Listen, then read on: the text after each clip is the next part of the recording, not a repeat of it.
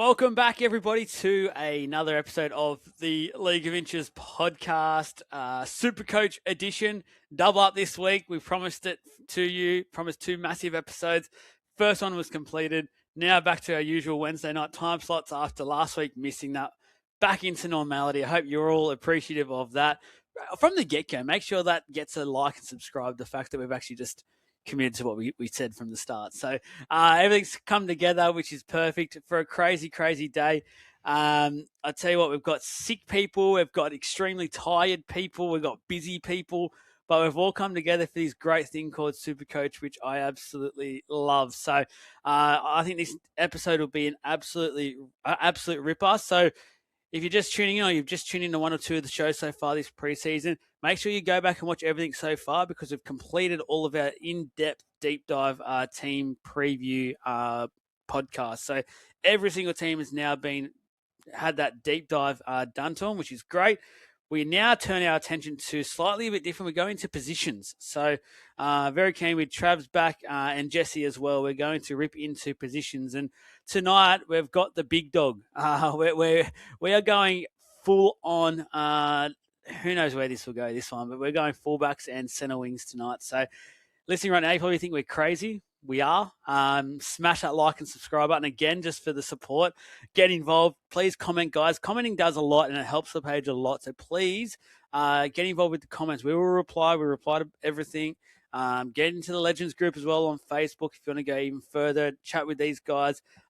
Basically 24/7 whenever you can. They have crazy, weird sleeping times as well. So you probably get him at weird times, especially that guy called Jesse. So you'd get him at 2 o'clock in the morning. He'd just go, yeah, let's start talking some Supercoach. All well and good.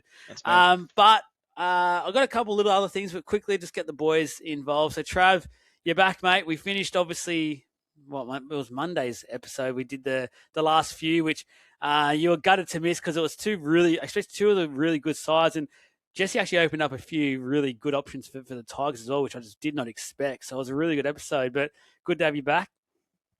Wow, it's good to be back, eh? It's Supercoach. What's the best way to fix sickness? Supercoach.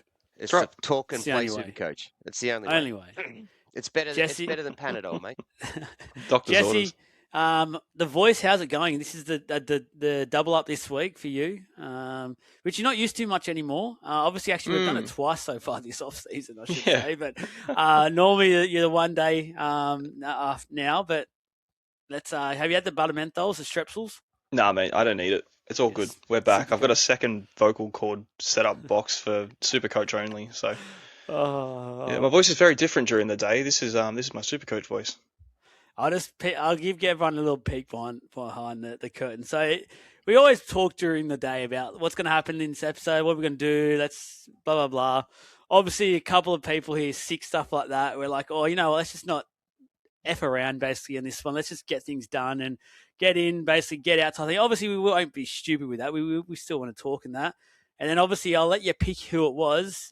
Said, no, we'll basically spend 3 hours on each position. So it's all well and good. And that went down like a lead balloon. So we'll see. But I get $1 favourite who that was. Let's quickly shout out to the sponsors. So Caxton Street Brewing Company, major sponsor. Thank you very much. And Freedom Finance Group, Con and his team do a fantastic job. Please go ahead, reach out to him for any type of money you want to save at the moment. Home loan, interested in that, please reach out as well. Finally, that's a bloody good time, Joel. RBA raised the rates yesterday, 25 basis points. Get on to him. Ring him now. Every time I introduce this to something about the freaking RBA rates, calm the freaking hell down, RBA rates. Chill out. We wish. Supercoach, our overall comp is still going. It's the only Supercoach comp you can actually get involved with now. Everything else was just not sold out, but just was full. So our overall comp code 218174. So that's 218174. We do have a cash prize now. So if you're part of the Legends group, at the end of the year, you will actually win $500 cold hard cash. If you're not, all well and good, but you're missing out on a lot. We've already dropped our magazine now, preseason edition, which has been so well received. Very thankful for all the support so far we've got from that. Still going there. You can read it. It's got a huge 56 pages of in-depth rugby league content, which is fantastic. For non-members, $250. So a good cash prize there, which would be nice to get just before Christmas into your bank. So make sure you're in there, please. Either way, just be part of this overall comp. Our goal is to get to 1,000 this year. We want 1,000 people in this. Trav, Nice. you're about to speak. Sorry.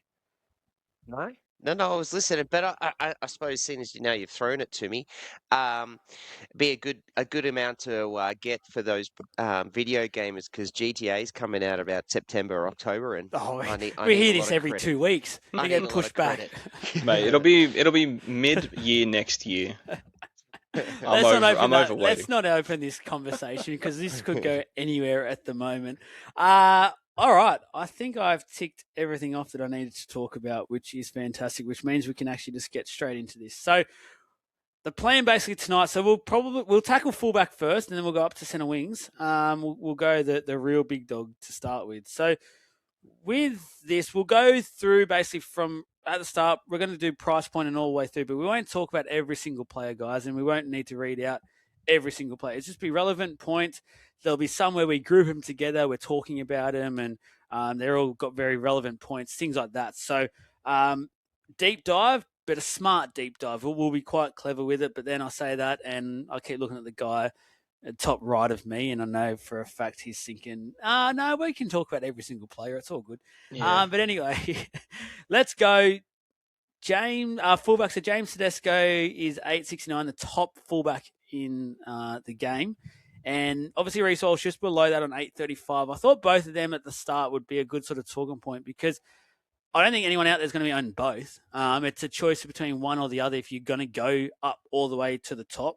13% for Teddy, 20% owned at the moment for Reece Walsh. Jesse, I'll go to you first. What are your thoughts on these two at this present stage?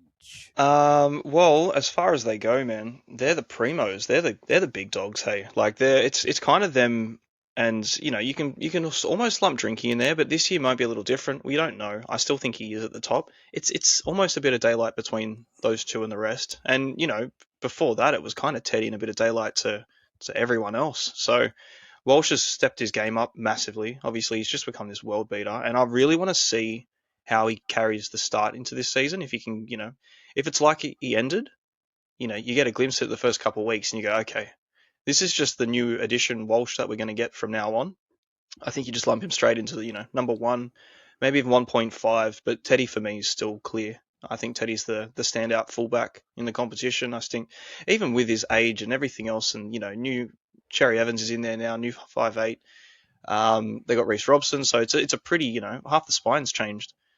It still doesn't worry me at all. Hey, there's not a doubt in my mind that I'm going to have Tedesco at some point this year, and if it's not to start, I want to hope it's early on. But yeah, it's more a budget thing. Like he's big dollars, 869. It's huge. Yes. It's a lot of money. Hey, like you really have to just go, Teddy's the best, and I'm going to have him to start. And where a drop, if it happens, it probably will, realistically. At that price, it's very hard to maintain that kind of average. But even still, man, I just think you've got him. Like you've got him, you're fine. It's terrifying to come up against. You can captain him every week, and you'll be fine more often than not. So that's kind of where I sit. If it was one or the other, gun to the head, I'm taking Tedesco. If that's the question as well. Trav. Look, it's a tough one. I'm just having a look at some of these statistics and from last year and numbers, and his numbers are just through the roof. Like, yeah, he's priced at an 88 point, well, basically an 89 average. He had 1, 2, 3, 4, 5, 6, 7, 8 scores above 100. There's 189 in there. There's a couple of 130s. Like it's just stupid numbers, hey, and it's scary not owning him. But I don't know. It's one of those years this year where I'm trying to get as many guys into my full team that I want to keep for the whole year, and then hope that I've got a couple of that's going to improve, and I can play with the salary caps as we go. And then Teddy is probably one of those ones that I'm targeting to get in as early as possible. So at this point in time, I don't have Teddy But yeah, like I don't hate anyone that's having him. And actually, well, I do hate you because I want him. I just don't have him. We're Yeah. jealous. We're very, very Hands jealous. down. So I'd actually love to see anyone out there who does have both. Can you please send your team in? Because I'd actually love to Oh, see how yeah. that has made the makeup of the rest of your team, because that is very big bickies that I think everyone out there would actually love to start with both of them, but it's extremely hard to make your team It's Yeah. 8.7 mil. good. So Oh, sorry, 1.7 mil. Like yeah, it's that's just 8.7. so Geez, they're 4 much. million each. They're coming in hardcore this year, these two. All right, let's go. Scotty Drinkwater's number 3, and I feel like he's an interesting discussion at the moment. There is a lot of, it's almost 50-50 with Drinky. At the moment, he's 14% owned. He's 793K, but very early on, it seemed like so many were really hot on Drinky. Cowboys have a really nice draw. They're one of the better teams, especially to start the year with, and it goes actually for a little bit there. Drinky's obviously got the goal kicking as well.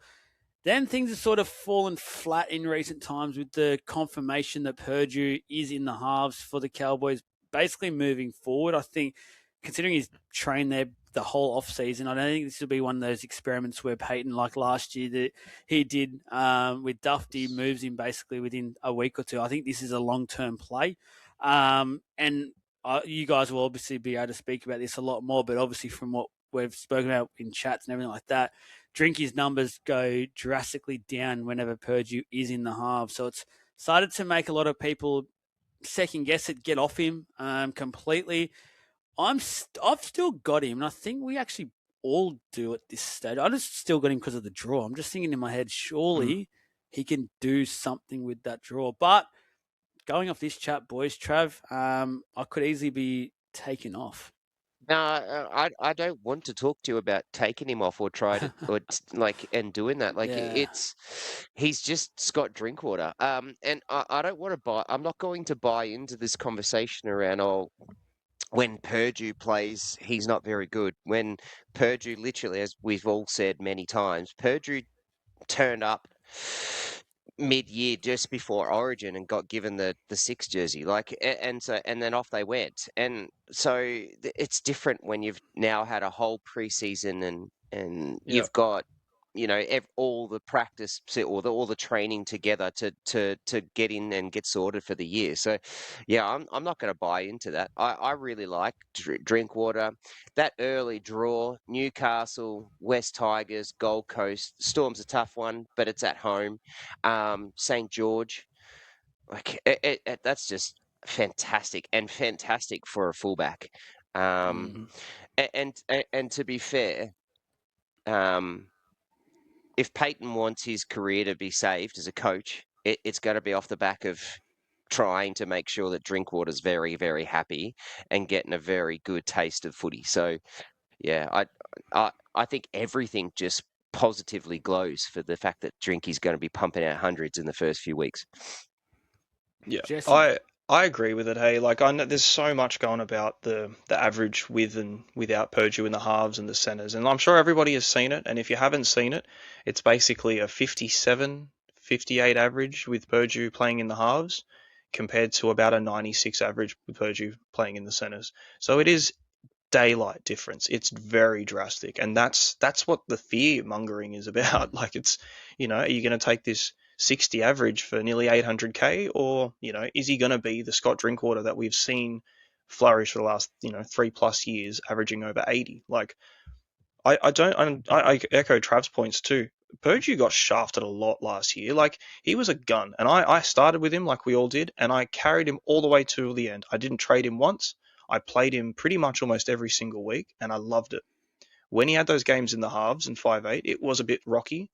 He still turned up in one of them. You know what I mean? Like, it's not like he's an absolute potato out there. He just had trained at centre. He'd been a half in the reserves. He trained at centre, and then he got punted into a halfback position that was so shaky that Clifford wasn't even getting a lock in, and it was just on and off, on and off. So you can't blame him for Origin. that. There's so like much literally happening. A week before. Yeah, and it's like, well, what's he doing? Like, what's actually going on with this side at the moment? We know that this is the Cowboys' best setup, and Peyton's trying to change it again. So, And the Cowboys are playing shit as well. So it feels like in a way everyone's trying to blame Purdue. Yeah, the whole Cowboys for a lot of last year were a dog's breakfast. Yeah, they're, and they're trying you to know blame what? one kid who was Exactly right. And their bright spark. he is the spark for him, you know what I mean? And they can see the future there with him. And it's one of those things where like you've got some old heads with Did and his responsibility with Drinkwater. Like these guys are going to take that responsibility and try and help purge you out in that position that he has just been put in. Of course, things are going to happen. Of course, players like Drinkwater might overplay their hand and not be the Drinkwater that we want because of what he's got to contend with. Now with the preseason, now with everything that's come up, Purge is a talent. Dearden's a talent. Drinkwater's a talent. These guys can work well together, and we know what Drinkwater can do. So whether or not Drinkwater's value at his price at $7.93, it's one question to another really. I don't know if you're buying him for the value pick. He's a premium fullback, but you look at the scores that he put on the first three opponents just last season. Played the Knights, he put 151 on him round 24, quite late. Knights had finished. Round 25, a 106 against the Tigers, and then round 17 they played the Titans 134. That's just the last three games against the exact opposition coming up. So, he's definitely got it. Like I don't think there's any doubting what Drinkwater can do. It's funny, hey, we've spoken so much about Drinkwater and we've just breezed past Tedesco and Walsh like they were nothing. But I think it's super relevant because those two are kind of getting a little more overlooked. But yeah, I like the pick. He was in my teams for a long, long time. He's not currently. I could definitely go back to him. His run is the best for as far as a green tick for a box on fixtures go. But what the Cows do is a whole different story. But I don't think it affects Drinkwater. One final little thing I'd like to add on this one is, let's say you do start with Drinky, right? And obviously most on here listening would probably then have two of those cheaper fullbacks that we'll talk about very, very soon that look like they'll go great. Let's just say in a weird world, they don't do great. Drinky's sort of there, just sort of doing his thing, and either Teddy or Walsh does start to take off. It's, 40K to go to Walsh. It's 70 odd K to go to Teddy. Like the jump at the moment, if you have a Drinky, isn't too bad. Where if you just go all in on all these cheaper fullbacks, you're going to have to do a bit if it doesn't quite work to get up to a Tedesco or a Walsh if they do start. Well, and like we've already said in the Broncos preview, the Broncos draw opens up after about 4 rounds to a really nice 4, 5, 6 sort of run fixture, which you almost want to be timing to get Walsh then. So keep like those sorts of things are also ways to look at things when you're looking at all this and trying to balance your team out, because you just got to think in the back of your mind, if Tedesco or Walsh takes off early, I want to be able to get on there within one trade. You don't want to be tearing your team apart in weeks 2 or 3 to make one trade, really. I feel like we've kind of got to go back to it because we really didn't touch on him at all. Reece Walsh, you know what I mean? Like we kind of lumped him in with Tedesco briefly, but like he's 20% owned at the moment. As far as you scroll down the ranks, he's actually outside of the cheapies. You're not going to include Tom Chester. Keanu Keeney's 45%. Falongo's 33%. Reece Walsh is the next highest owned fullback at 835K. So, there's definitely something there to discuss.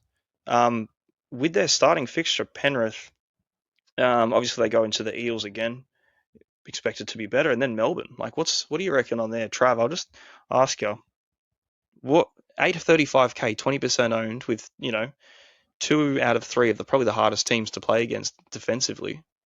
Is it just the wrong move to start? No, not at all. I really like Walsh and have tinkered between him and Drinkwater, but there are parts where I've gone, I just needed that extra 20. I just needed that extra 30. So I went Walsh down to Drinkwater, and then and that's sort of where I've been sitting. But if I was going to pick between the 3 and in an ideal world, I would have Walsh first, Drinkwater second, Teddy third. The only reason why is because Teddy's like 869. Teddy's got a new half partner in DCE. Teddy's just got that extra year in his legs. Like, I kind of just want to see a little bit before I do anything. Reece Walsh, like, I get why people are a bit slow with him, a little bit hesitant as well around that because of, what he did in the last 6 weeks plus finals was just mind blowing. Like, and so does he continue to do it, particularly at the start of the year? And so I can get why people are sort of getting off him. But like, yeah, I don't hate it at all. I really want to have Reece Walsh in my team. Yeah, and I think he kind of gets a massive, it's a freaking astronomical buff. Holy shit. It's not just a little bit. It's the Adam Reynolds thing. That's where it really came to Reece Walsh, stepping up to the plate. So, like, just quickly looking at him, he played 14 games with Reynolds last season, averaged 67.14, averaged 65 without the goal kicking. So, obviously took a couple of goal kicks in that. You exclude games without Adam Reynolds, his average is 149.5. And without goal kicking, it's 100. It's 100. This year was just stupid. Yeah, and it's 131 without goal kicking. So that's it's almost 20 points on top of 130 average in goal kicks. That's the thing. That's kind of what I want to see. I want to see. I don't want to. You're not going to get 149 average out of anyone right now. At all. 24 rounds. No. No, not for that amount of time. It was quite condensed at the end of the season.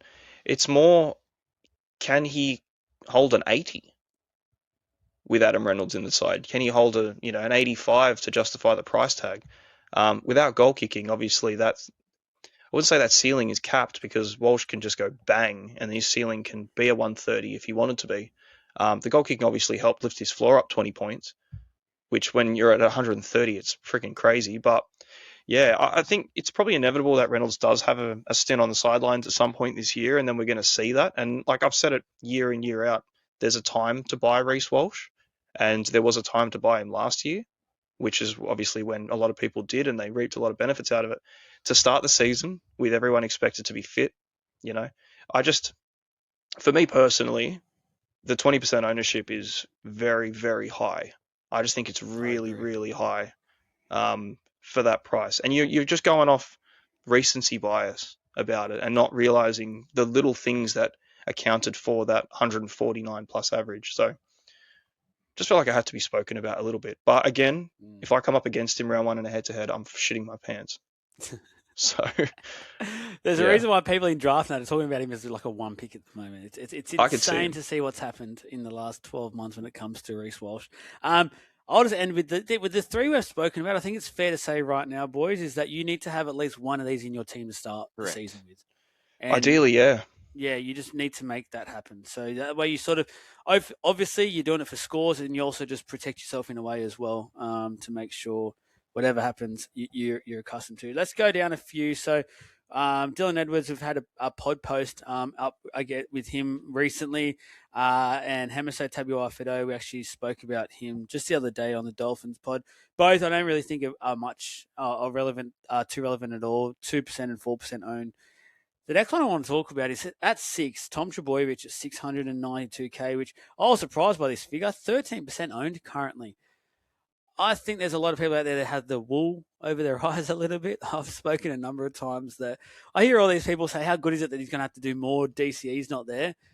I break out in cold sweats thinking about Turbo doing any more at the moment. I'm more so asking, do less. Go and chill in the centers and just have some moments where you explode type thing. I'm not cheering at all in the fact that he potentially can do more. So, yeah, 13%, that's another one I'm shocked at. But, Trav, are you, or you can understand it? Like, I won't do it, and I've been burned by Turbo too much the last couple of years because I have had him in my team, right? Every year I've had him in. But if you're going to burn him, and if we're looking just at like a super coach perspective, because that's pretty much all we care about, right? Right. In this podcast, that's what we care about. We care about winning super coach. If he's going to go and take on a bigger load, and I want to get and spend 692 on that fullback, I'm doing it at the start of the year, right? When he's just had his preseason, he's just been named captain, he's fit and raring to go. Like, I want to do it now. So I actually can see people and why they're taking that risk. This is also one of those gut feels, which is kind of what I wanted to sort of say about Reece Walsh Jesse, was I think people are taking that on a gut feel. Like the Broncos are going to realize that the reason why we won those games is because Reece Walsh just absolutely dominated. So Reynolds just needs to take back seat. And I think in this situation, we know what Turbo can do. And to be fair, he's still in his prime. He's just about to turn 29 this year. Like, so he's still in his prime.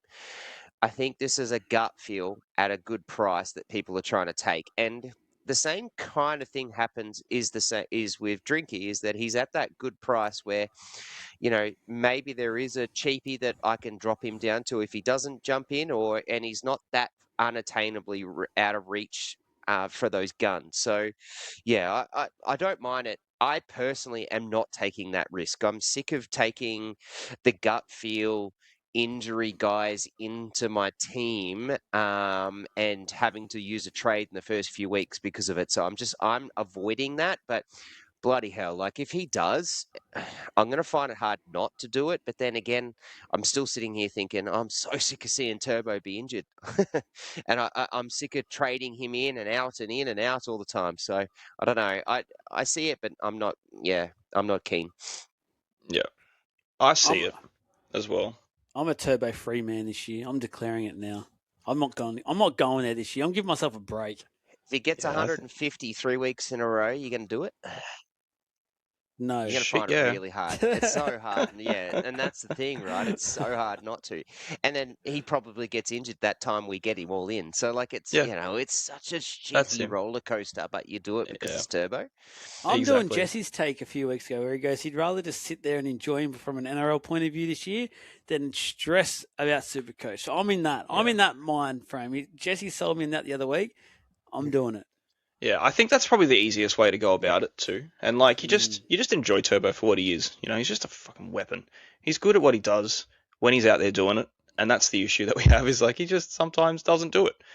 Because he goes down with anything that can happen. But yeah, look, man, it's like I see the ownership. I'm actually surprised, to be fair. And you can look at Walsh's 20%. If they were backwards, if Turbo was 20%, Walsh was 13%, I'd be like, yeah, 100%. I see that every day of the week. Because Turbo's Turbo, you know what I mean? Like he's got that name factor to him. Like he's got the pedigree of Supercoach goddess. Like he's just a god. He's a gun. He can score 180s consistently, but that's a while ago. What I do think is going to happen this year with the new makeup is like Fogarty's not Cherry Evans. He's very, very different to how Cherry Evans plays the game. I think it's a good thing. I think it's a good thing for Turbo. Fogarty's better than Cherry Evans. Going off last year's form, 100%. Oh, yeah, 100%. But just in general, like, for what he can do, like, look what he made Kyle Weeks look like. You know what I mean? Like, if he can just unlock a bit of freedom up and be a bit more of a steady head and just set his players up around him, Turbo's going to go bang. And then we're going to be like, damn, the only thing stopping him at that point is his own body. Yeah, and like if he goes into the trials in the preseason, no strapping, looking good, I'm going to find it really, really hard to not find some coin to get Turbo in. I'm not kidding. And I know like a few weeks ago I said, I just don't want to do it, but I can, like you dangle a carrot in front of me. Don't go back now. You've said it and it's been posted. It's fine. Like I can fully justify that. And I can also post this one and say, look, man, if he looks good, I'm down for punishment every year. I say I'm ready to be hurt again when it comes to Turbo.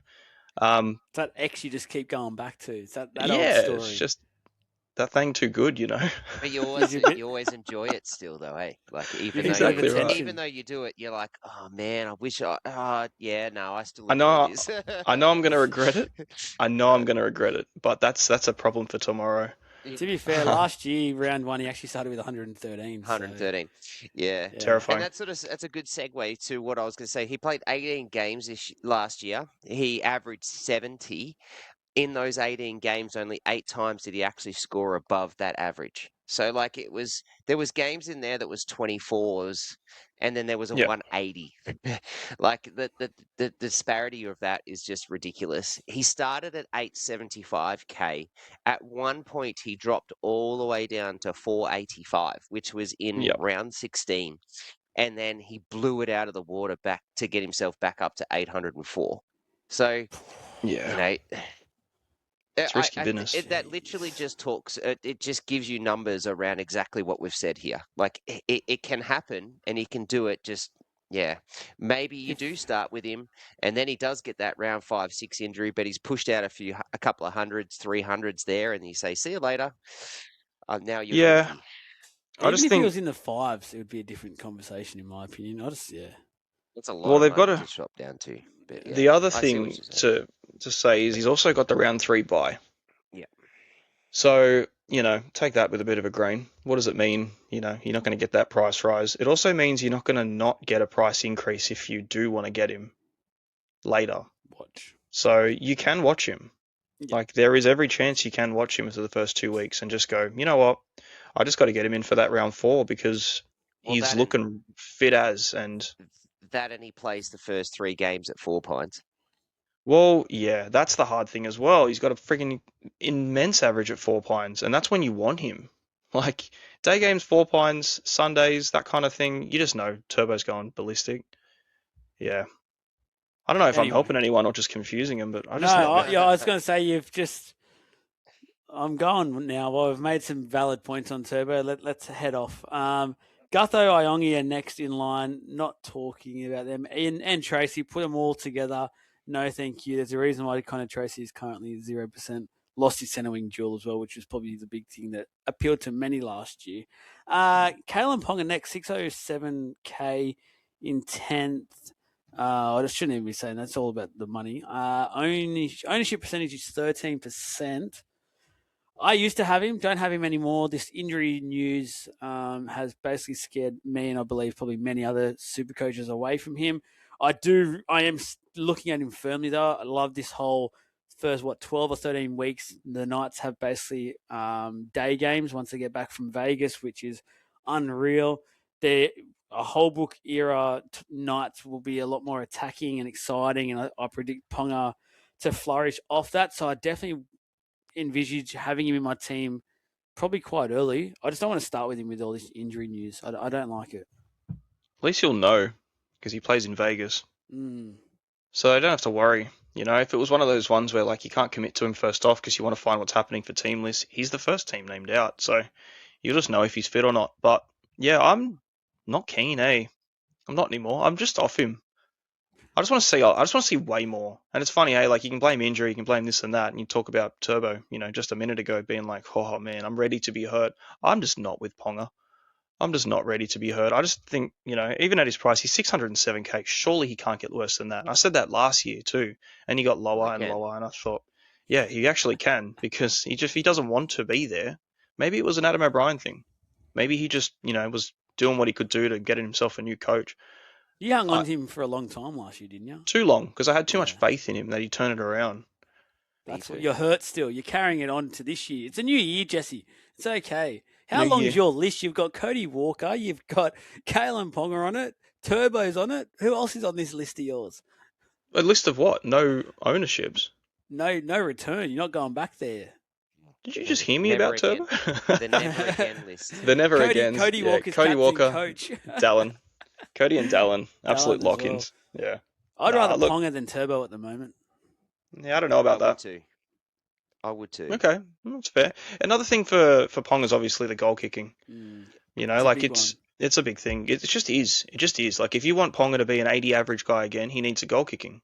It's as simple as that. Even in his best year in 2023, he averaged, without the goal kicking, he averaged 79. And that was an anomaly looking at the rest of his seasons. It was a 69 in 24 off an 80 average, which was still very, very good. 10-point drop off that big year. And then last year, without goal kicking, he averaged 57.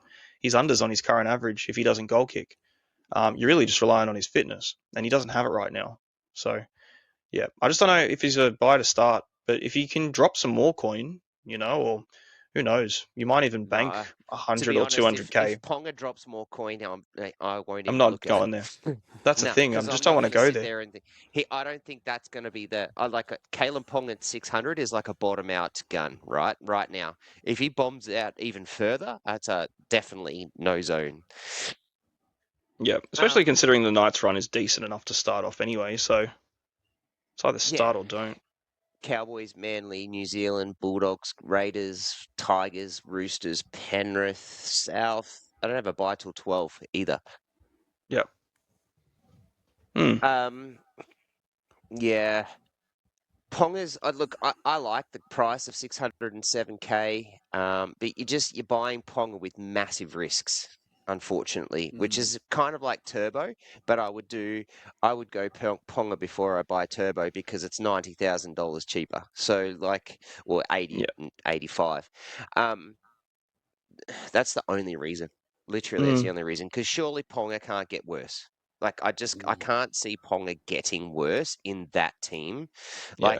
I get that they've got no pack. I understand some of their issues with their list, and Joel and I sort of spoke about that pretty in-depthly the other day. But, I get all of that, but everything just has to go through Ponga. This team just has to be built through him. So I can foresee it, but he's definitely that one where I'm happy just to watch. I'm going to watch. I'm going to wait and see, and if I see that what I want to see in the first couple of weeks, I'll get him in. Yeah, there, 100%. If it's a Ponga of old, of course. That's he's one of the best. Yeah, I'm just not going to start with that. Yeah, I don't think so either. Watch on TLT. Yeah, see what happens from there. Dream Buller next, 0% and the buy first round. Do not think about that at the moment. You want at least 2 fullbacks starting in round 1 for sure. Jai Gray and Trey Fuller next in line. So 560k basically each. Jai Gray 7% owned and Trey Fuller 4% owned. Just on Trey Fuller, a bit of the team news that is floating around at the moment. The start of the preseason, he basically felt like he was almost a lock-in to this fullback spot. Over the last week or two, that feels like the mail's more so about the hammer now going back to being the fullback for this side, at least to start the year with. So Trey Fuller's sitting at 4% currently. I reckon he would have been higher owned a week or two ago. I think there's many probably jumped off because of that news. I know pretty much all of us have done that. We were all pretty much on him, and that news has hurt. So that's a shame there. That new rule change as well might hurt Trey Fuller because he might lose some money very, very quickly as well. If he's a super sub type thing, he comes on for little 20-minute stints and things like that. Might help us in a way if they end up pulling the trigger and he goes to fullback after a few weeks, he might lose a bit of cash there. And then Jai Gray is obviously the one flying on the radar. Again, me and Jesse spoke about him actually a few days ago, and Jesse made the breaking news. He actually had him in his team. So yeah, he's still in my team. He's still my fullback. Man, I need. Yeah, I really like what Jai Gray can be. Hey, you look what he did last season when he got that position, and okay, fair enough, his ceiling might not be there, the likes of the top dogs pushing tons, but he's friggin' reliable, man, and he's very consistent. And that's not a bad thing to have for 560k for what it allows. He started last year with a 77, a 79, had a 26 in there, which is not great, but backed it up with a 69, a 68, a 79. That's a pretty good opening 6 rounds for essentially a rookie fullback. At 560, his base is pretty good. His base and power is 43.8. So that's, in 80-minute fullback games from last season, there was 14 full games last year as well for that. So, a 40, pretty much almost a 44 base puts him up there with it's higher than basically everyone that we've spoken about already. He's a busy player. He's small. He's agile. He gets in freaking everywhere. And I think we said the same thing in the Rabbitohs show the other day. I like that. I really do. And I think there's upside there for him with a preseason, a role, something to build on. And, the team that they've just built up around him. So for his price, I think he's incredible value. And that's why I've got him at the moment. How many I'm tries? a bit worried. How many tries did he get last year? He scored 5 in those 14 games. And how much in attacking stats? In attacking stats? Well, he averaged just in those 14 games at fullback, he averaged 65. So he's priced off of 55, 56? So 57. 57. So yeah, he's 9 points under without a real full season, and it was patchy with 5 tries. Try assist 0.29 per game. So not many. In a team that won 9 games, and Joel and I were very shocked when we remembered that that's what they actually did with all of the record-breaking injury news that they had last year. there's no wonder he didn't have any tries or major attacking stats because the team was just atrocious. In a loaded team now with all these guys back, there's attacking stats for that fullback, and we've seen Latrell Mitchell and Jai Gray are very different players. And Mitchell is far better than Gray, but Mitchell at fullback in his prime is elite. I think Jai Gray can get somewhere around anywhere near that sort of status, or improve in that team, at that price at 560K. Yeah, I love that pick. I just can't fit him in where I've got my team, but geez, I love it.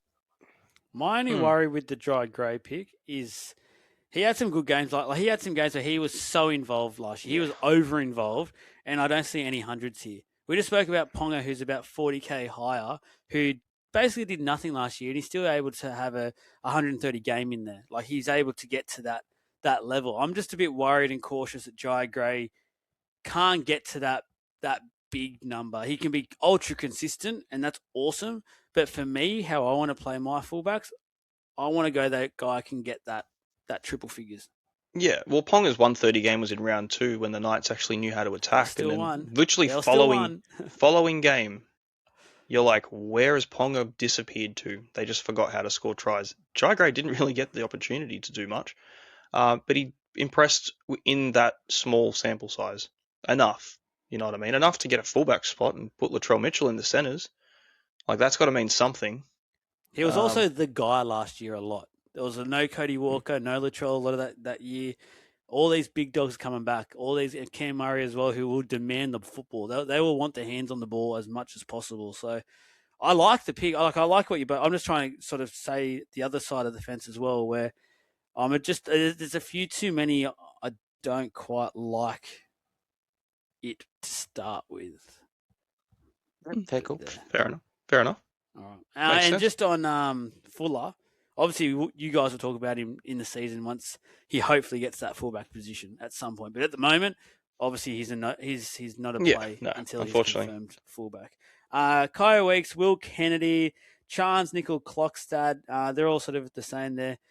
Kyle Weeks might be just that guy, that sneaky one that you just keep a close eye on. Obviously now with no Fogarty, the Raiders probably have to come up with a bit more of an attacking structure, which probably involves Weeks a bit more experience with an inexperienced halfback. So he might be a sneaky watch, but I'd be shocked if too many out there are starting. He's one of those ones where you want to see it first, and then you'll probably go on and jump on and see what he can probably produce. Suafa'alongo. I cannot wait to see this guy go. He's been in my team for a while now. It's 33% at 511K. Trav, you can kick us off because you obviously know the raps the Storm have had on this guy for quite some time now. He's finally now got the one jersey. That's pretty much confirmed that he is the first choice fullback. I'm so keen to see what this guy can do. He's quick. He's agile. He's got the speed. He's obviously not a goal kicker, is he? He's not like a Pappy where he can surprise us with a goal kicking, unfortunately. But even still, like attacking around Harry Grant, Munster, he's in and around the ruck a lot. I love this. His agility, athleticism, speed is through the roof. And it's exactly what the Storm need. It's one of the things that made Pappenhausen so very popular and so good for Supercoaches was his agility and his speed. I think Sua's even quicker than Pappy and more agile. So, I can't see anything but upside for Sua. And I also think that if he does have a bad game or two, I think Bellamy's still just going to let him be. This is the way. This is our fullback. This is how it's going to be. Especially with Meaney now going to Perth, it's not going to be a bit of a let's just throw him out there, and this is his spot. Here you go. And I think that confidence is going to be really good for him. I saw a picture of him the other day in a video, and he's looking super, super fit, which everyone is at the moment, aren't they? But he's just, through the roof. I can't wait till he's in my team. He's 33% owned, and he should be. At 511K, this is a good opportunity for us to get a guy that I think is going to make a quick 150, 200K really quickly. I like him more than Jai Gray, Jesse. I've got to say it. No, it's completely valid. And the only thing that's swaying me is I like Jai Gray's hustle. and I like the Hustle, ownership loyalty, difference. respect. Exactly Shout out right, John man. Cena. Straight up. Yeah, it's one of those just punt plays, really. I could very easily be swayed if I need an extra 60 odd K. Like it's not something I'm married to. But look, when it comes to Sewer, his current price at that 58, he's 511. He's already unders on his average. He's only scored less than his current price point twice in his career as fullback. Only ever twice has he scored under what he's currently priced at, which is already under his current average, and that was for a 45 and a 35. He averages 65.7 with those games included as fullback since 2023, which was one game. 24, he had 8 games, none last year at fullback. So yeah, man, Trav's right. There's no way he's not making coin here at this price point. It's easy money. It has to be easy money. And yeah, 511, like you genuinely can't go wrong. And there's another guy just slightly below him who you also genuinely cannot go wrong with. So like, Can we go to him really now? like- Because I really like the Storm draw too. So Para at home, Dragons, Broncos at home, Cowboys up there, and then Penrith. Like Penrith is a tough game, and that Broncos game are tough games. But these are the games where like a Sewer will fly through and get a try hit, like Yeah. in that sort of type thing. So yeah, I like that Sewer pick based off the draw as well. yeah, it's very good. Tua Picky's got the centre wing duel, so we'll talk about him in the centre wings. Keanu Keeney's next on the list. 495k, 45% owned. What the F are 55% of you super coaches out there doing? Because how this isn't at least 30 to 40% more owned has me absolutely beat, boys. I don't know if I'm carrying on here, but when I seen 45% just then, I was in complete. I was just thought looking at the like going onto the app, he'd be like 80% or something. I was like, oh yes, sweet, that makes sense. What baffles me? The F? Yeah, it's baffling that he's only 45% owned. I can't see why. There's really no reason. Genuinely, there is absolutely no reason. This guy is not even, you know what? 90, 80 plus. What's wrong with that? Like, you talk about easy money with Sewer. Like, you're going to make more with him. Keeney's a freaking stud, man. He hasn't even got the injury concern anymore. He's got a full preseason under his belt now. He actually came back before the season ended last year. He's fully fit. Yeah. No, exactly right. In last year, in 3 games that he played 80 minutes in, he was averaged 71.6. With a 46 in base power. Go back to the 24 season. Played 15 full games. He averaged 75.6, and that was his first year. And that's just in full games, excluding the early ones with the low minutes. And there's low point scoring games early in the season for him too that are included in that really lower it. You can push that up to like an 80 plus. And I think that year as well, if you do get rid of those very early low games, he was right up there with Tedesco, with the top dogs. Like, you're thinking this he's a kid. And we're getting him now for 495, and people aren't owning him like more than they have. He's one of the only fullbacks with a base power of almost 50. And he's priced at that without attacking stats. Like, it's outrageous. Yeah, he's literally, you can go through your team builder and you go, Haas is my first picked, or Herbie's my first picked. It's freaking Keeney's my first picked. Like, there's no world I don't have him. And I've contemplated not having the other two. Keeney's a non-negotiable. Trav? Man, don't be shy. I've spoken so much about how high I am on Keeney. Like in 2024, I bought Keeney mid-year and at like 550 odd K or something like that, and was really keen and really happy on it and loved it. And then he played that silly little gets dropped and all that sort of game that happened, and that pissed me off. The guy's a star. He's a superstar in the making. He's in my team. There's a contemplation that I have played with a little bit as dropping Drinkwater, putting Keeney into that number 1 fullback spot, and then seeing and then using that 280 odd K to play with an extra flex. So there's an opportunity for me to think. I'm thinking around that, but because I'm so high on what Keeney can do this year.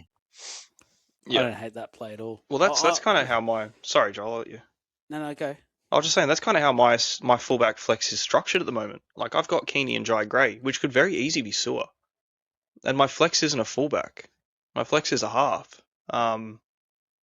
So like I've gone down that route of the two cheaper value fullbacks to start off with, and I kind of just like the look of having a Cleary Hines combination potentially. So you've got options there too, and that's why like you look at the top guys, and I think Reece Walsh at 20% when you've got Keeney at only 45 as an equivalent. Like it's a lot of money spent, but there's a lot of money to be saved with having Sewer and Keeney. That allows you to have that that third premium. That one premium fullback with two other cheapies, and the flex opens it up for you. So there's definitely strategy around it. But yeah, no, like for your point with going Drinky down to him and just running, Sewer and Keeney, I think you're going to get more 70s than you're not. Genuinely, I think you'd be pretty happy with it. You might lose the ceiling here and there, but you'd be more than happy with the coin you'll be making too. But I don't even think you would lose that ceiling here and there. Like either way, I still think a try, which those two are very, very comfortable in getting, they're both capable of getting well over hundreds. Yeah. For sure. So I feel like Keeney can just. It's just the consistency is that we're calling for. That's the only thing that that's why they're priced at those prices, because we're just unsure of the consistency, and their stats have said that. That's all you're fighting for. But this is the year, right? Like if Keeney and Sue are ready to go, so like I think I would much rather drop Ponga and Turbo down to those two, because I feel like if you've got Ponga and Turbo, you probably don't have one of those three, Keeney, or two of those three, Keeney, Sewer, and Gray. That's kind of how I feel like you've built your team. I think you're doing it wrong. Yeah. Amen. I think that's a good way to wrap the fullbacks up. That was the rest of it's basically cheapies. There is one other that's the centre wing duel, which we'll talk about again at centre wing in a little while. I think it's safe to say, boys, like we said, make sure you've got at least one of those top three in your team, basically, and then take your pick. If you're only just going the one fullback, you can go on elsewhere with your flex, or if you go on the three fullbacks to start the year with, which I am doing. Have a play. There is some really great options at the moment. Some really good, cheap value options as well. So, yeah, just make sure you cover yourself on both sides of the spectrum. I think it's fair to say. Now, just quickly, I forgot to bring this up to start the podcast because I was too excited to rip into it. So let's have a quick halftime break here. And just there was a few that's messaged us. There's a few in the chats and stuff like that who's asked us to quickly talk about the impact that this new rule change has happened. I'm only going to talk about the one of them because I think only one of them really impacts Supercoach here, and it's a 6-man bench. But let's have like a 2-minute chat here, boys. Let's just rapid fire this on because I don't think me and Jesse actually spoke about this a little bit off air. I think there's a lot of people out there who are called, basically it's a storm in a teacup in a way. There is a lot of overthinking with this that doesn't need to happen. I don't think it's the shit show that group chats today are making it out to be at all. I really don't. I know what Jess is about to say, so I'll go to Trav first. What are you thinking, Trav? We actually haven't really got a chance to talk much about this one, but from your point of view, 6-man bench now, people are worried because now loopholes, AEs, you name it, all the cheating methods are almost out of the way apparently, but there's ways to still do it. Well, I don't have too much of an opinion just yet because I don't know what Supercoach is going to do, or there still hasn't been the finer details of what that's going to look like. At the moment, all we've heard is that there's going to be 6 on the bench. That's it. So we haven't heard whether it's going to be 6 on the bench, but 4 have to be named, and the other 2 are kind of subs, or like we haven't heard that just yet. So I'm not sure. We have. I'll tell you how it works. So it's a 6-man bench. And you're only allowed to use 4 of those players in that team in the game. So but you have to choose wisely. Any of those 6? Yes. Yep. At whenever any you want. stage. Okay. Yep. Yeah. So. But only 4 of them. Yeah. So So basically, the way I'm thinking, there's been a lot of talk about it. My feeling for it, it's going to be the utilities will still be there. That's one spot. There'll probably be 3 forwards there, so it's a mixture of middles and edges. Majority of the edges these days can play middle anyway if they really need to. So that's 4. There'll be a centre wing or sort of player that will be on the bench as well for any HIAs, things like that. Or if they really want to shake things up and they're behind by 20 with like 10 to go. And the last one will probably be just a half/5/8. That will be basically a majority of what all these teams do. I can't see him going any other way. I think 3 forwards on your bench is plenty of cover. You might just get the one who might go an extra middle just for these early HIAs to cover that. But I'd be shocked if that way of the bench isn't the real stock standard. And it's still, in my opinion, like the way why I think it's a storm in a teacup, because from an NRL point of view, I still think the bench will still be used basically the same as it is the last however many years it's been. Like, there won't be many outside the box doing, like, people are all of a sudden going, oh, utilities aren't important. Well, they are. There's not many 80-minute hookers in that game. That's not going to change anything, really. Not all of a sudden, because there's extra subs, doesn't mean all these hookers will start playing 80 minutes or just go to a 40-minute role just for the sake of it. They're not going to do it. I reckon there might even be a bit different too. Like, you got to think, like, if you've got 6 players on your bench there, you might be reluctant to play the 4th guy if you don't need to know what's going on in this game. Like, you play your 4th guy, the other 2 are irrelevant. Shit, now I've lost a winger and I've got one on my bench, but I've played my 4th interchange player and I can't use him anymore.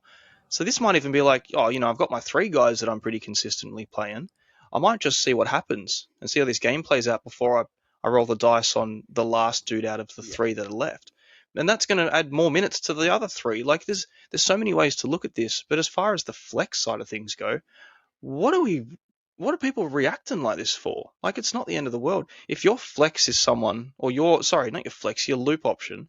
I think I said flex earlier. If your loop player is someone that has a chance of playing in the first place, then it's not a good loop player, is it? Even if they're going to be the 18th man, that's not what you want as a loop. Your loop, you want season-long injury. You want they're never ever getting a look in. They're on a train trial contract, or they're just listed in Supercoach for the sake of it. You don't want dudes that have a shot of playing the game ever. If that's your intention of putting a loop player on your bench, get someone who's 201k that has a real nifty duel, like a ideally a front row 2RF.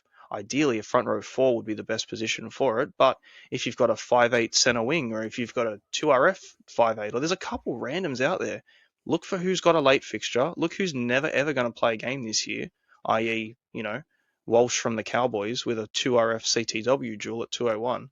He's never playing a game, and the Cowboys pretty much play Saturdays and Sundays almost all year. There's nothing to overthink here. Like, it's silly. I've seen people going ballistic. The loop is dead. It's like, nah, man, wake up to yourself. No, that's not going to change. And to be fair, last year when the flex got announced, what did everyone, well, not everyone, but what did the majority do? The loudspeakers all went, oh no, the game's ruined. Oh, Supercoach stuff, flex is out. I'm like, I turned around and I remember sitting on this podcast the same time last year and going, this is freaking awesome. I love the flex spot. This is great. And I was talking everyone through it. And then in the end, most people loved it. So, like it's just that the negative people want to talk first and loud. Yeah, I'm all 100%. for it. On either way you want to talk about it, think about it. I am all for this rule from an NRL point of view, and also now Supercoach. Bring it on, I say. Let's go centre wings. This is a good one as well. So first off, Herbie Farnworth, 825k, 23% owned. A lot of people do not want to spend up that. We are the total opposite. I think we've all 3 of us have had him in our teams from the get-go and never moved on him. So we are very much different to a lot of you out there who obviously do not want to. We see tremendous value in this pick, and I don't know if there's tremendous value in this pick, to be honest. That's right.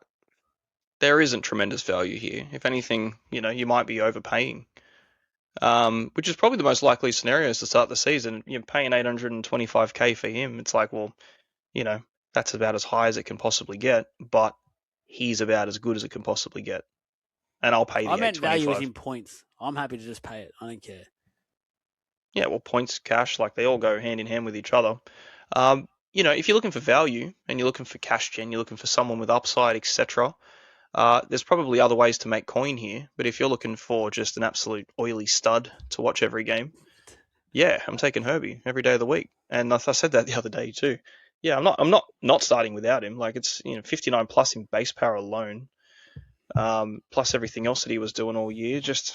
I'm not having him. There's no way he's not in my starting team, I reckon. So we did a really big and in-depth conversation or piece on Herbie as a must-have that we put in that little magazine, or I wouldn't say little, 56 pages. Nothing little about it. There was nothing little about it, but there was some very, Huge. very good in-depth numbers that Jesse and I put together for that we wrote up. And even just whilst I sat there piecing all those figures and the mastermind and Jesse's numbers together to make it an article piece, I sat there thinking, I don't not want to have Herbie. I don't care that he's 825. And to be honest, if Herbie was 900K, I'd probably still buy him based off the stats that I looked at it and seeing what he does. Like 84 last year, 79 the year before that. Just he's a junkyard dog. So even then he's going to get, how often does he get that last 10-minute try or even 3-minute try? Every time. Like, it happens all the time. Like he's just a stud. However, be aware that he will probably drop 100K, which I think you guys spoke about on Monday night. Like he will drop at some point to something a little bit lower, but who cares? Let it be. This is that guy that you just lock and load and you just take the points and who cares if his value goes to 600, if he's still putting on points and you just reap the benefits of it and just enjoy it. Yeah, look, I don't think he's not going that low with that draw. That's what I was going to say just then. Like, you're going to get him. If he drops 100K. And all it takes, and I said it to Joel off air as well, all it takes is a ton. All it takes is an 80, somewhere in the middle, round 3, like right where the price changes are. If you can get that, the round 1 rolling average, like there's a 3-round rolling average, you know what I mean? There's a lot of new people listening that haven't played Supercoach before, but nothing changes until the 3rd game for them. And traditionally, the first game it's the first one to roll out. If you're looking at a 3-game average, if he doesn't have a great game against South in the first round, it's the first one to drop. If he has a great game in round 3 or 4, it doesn't matter. His rolling average is going to be right back to where it was, and the price drop will be so minimal, and you'll be thinking, here I am, not starting with Herbie, spreading that coin out really nice and fine to guys at a 600 or 634K or whatever it is, and you're so far away from him. And you're hoping he drops 200K, and it's not going to happen.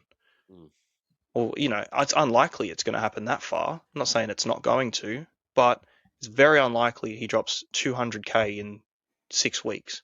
Did you start with Herbie last year? No, but I had him after round 4. I bought him and Karaz in immediately as I could. I had to blow up my team to try and get Herbie in. Yeah, I didn't. I just went fighting for 2 or 3 weeks in trying to get cash to blow it up so that I could eventually get Herbie. I just remember fighting for that. And then in my draft, I took Herbie and Karaz on the turn. Yeah, you did. And I bought them both very, very, very early into the year. Herbie very early, Karaz, I think it was in the same week. It must have been the week that Karaz came back from his back injury. But yeah, they hadn't really had any price changes at all, and I kind of had him before everyone else. And it was really good, especially Herbie, because everyone jumped onto Karaz, and then obviously, we saw what happened there. But yeah, look, man, like, it's just such a good pick. It's such a freaking good pick. It almost picks itself. And yeah, like, it's expensive, but, you're going to pay that for Walsh, who's got a pretty rough start. You're rolling the dice on him as well. I just think as far as the base side of things goes, someone that can base power almost 60 points, everything on top of that, and he's going to get junk points, there's a very good chance he just maintains that price. Get him in, make it happen. Underneath him, Jacob Karaz, 746K, so a bit of a gap there between it's 1 and 2. Drop. 23%. I've actually officially got off, boys. I got off today of the Jacob Karaz train. I haven't really been on it, which is weird for me because he's like one of my favourite players ever too. Like, it's just the round 2 buy hurts him for me. It's playing a big factor in it, to be honest with you. Like, if he didn't have a round 2 buy and he did have this rehab training program to start, and this guy lives in rehab, injury, by the way. Mate, I think there's a week he's not in there. If we ever get a fit Jacob Karaz, I think the sun implodes, and we're worried about what's happening. But look, he can do what he can do, crippled, and he's a freak, and that's what we're used to. We're used to Jacob Karaz having to be healthy. We really honestly, it seems like he gets tries and works harder. Yeah, he just has to muscle it out. So the effort that he puts out while injured, see, that doesn't deter me. Yeah. The rehab thing doesn't deter me. The lingering back problem or whatever injury that he's got, because it always seems to be something like a back with him, they aren't deterrents for me. It's the round 2 bye that I'm like, nah, I just don't like it. I just want players that I'm paying that much to be playing for me early on, when points are so vital if you're spending that much coin. Otherwise, I'll find elsewhere to make my 80 or whatever points I expect to get out of him spread out a bit evenly. Because he is expensive. It's just the buy. And again, it's hard. Like I built centre wings with the top 4 in my team and have justified it. I just think he's the easiest one to drop out early. Anything to add? I'm going to contradict myself here, and because I said when we talked about the Bulldogs that Carraz is a must get, big for that Dragons game for that 120. But I'm off him. I've got off him, and the only reason why is because I don't have any confidence in my bench for the centre wings in terms of cheapies. And therefore, with Carraz sitting out for that second week, and at the moment, Farley, Farmani, or 2, which is currently what my bench is sitting at, I just don't want to play them. I want those 3 to just sit there and make money, but I don't want to be playing them at all. So the only reason why I'm off Carraz is because of that round 2 bye. It's literally the only reason, and I can almost categorically say that he will be in my team hopefully before round 8. Yeah, That's a change from you. You said he was going to score 130 against the Dragons in Vegas. He probably does. He probably does, but it's just that round 2 because I don't want to, again, like I get that there's a flex that drops out, but I want to start high. I don't want to be getting to 20, 30K and going, this is what I normally do. I want to be up there to start with. I want to be in that range and making different moves this year than trying to build myself. I just want to play the game differently this year, and so I'm trying to avoid that early buy. It doesn't help either that there's a lot of uncertainty around these cheapies as well. Where if there was a more guarantee about 1 or 2 of them actually just being a lock-in for that starting side, where they'd get probably a 50, 60-odd sort of score, you'd be like, yeah, sweet, I can go with that. But the fact that we just have no idea at this stage, it does make it hard to sit out Carraz for just that extra that week there in round 2. Marky Mark's number 3, Val Holmes is number 4. I'm personally not interested in either. I'm just shocked at Marky Mark being 11%. Yeah, I don't mind it. Really? I'm surprised you're not interested in either. I'm interested in both. I'm very because I can't afford it. I just, for me, my thing, I just don't want to beat around the bush in terms of I can't make it work. I would love to just pay the extra bit to get Herbie if I'm going there. And there's a guy just below now in Mr. KL Iro, just below both of those, who I would rather every day of the week over both of those. So. Yeah, and this is the absolute killer as far as it goes for Supercoach of 2026 is how the hell do you have them all? Because they're all so freaking good. It's so hard. It's so hard to pick them because at the most you're having 2 of these dudes in the top 6. Or 5, really. Where we do. And if you've got 2 of them in your top 5 in the CTW position, your team's really light on elsewhere. And it's justified, it's completely warranted. And I think you probably want at least 2 of the top 5 centre wingers as far as they line up. And I've seen, and my personal favourite combination out of the top 5 is as a Herbie and Eero combination. I just think it's a really nice, reliable thing. Yes. But I love Val Holmes. I just love Val Holmes as an option. I just think he's so good. And my favourite thing in centre wing, what I look for and what I try and prioritise is goal-kicking centre wingers, if I can. I just love it. I just think you're so set. Like, if you can line up with a Holmes, for traditionally going back anyway, if you can pop out there with a Holmes, a Garrick, and a Zarko, at the very least, you've got a goal-kicking floor that's going to keep them up with attacking upside and a good base. And you just work off that. And you just know, like, your centre wing's going to be the one position that's not going to let you down. Rarely. Very, very rarely. And that's why, like, I just look at Val Holmes and I go, far out, man. Like, I know the Bulldogs round 1's not ideal, but, again, it just doesn't seem to phase him. His last game we played him last year in round 1, which was his first game for the Dragons as well. So, new team, new side combinations. He scored 70. There was a thing with Val last year where he just didn't stop. The only time he stopped was when he got injured. And I was ready to buy him that week. And I think I was short by maybe a couple of K and I couldn't do it. I was gutted. he gets injured, and I go, well, geez, I dodged the bullet there, but I was ready to rip my team apart just to have him because he was always, and going back a couple of years too, Holmes was the first person I put in my team in the center wing because he was that good. Now it's kind of shifted, and there's new dudes that have come through. He just seems like an inevitable. So I really like him, and I like his ownership as well. 8%, Val Holmes, major pod, for pedigree too. You know what I mean? Like center wing, absolute pedigree. He's going to get a 70. It's never really anything less. It's just a hard one. You can't have them all.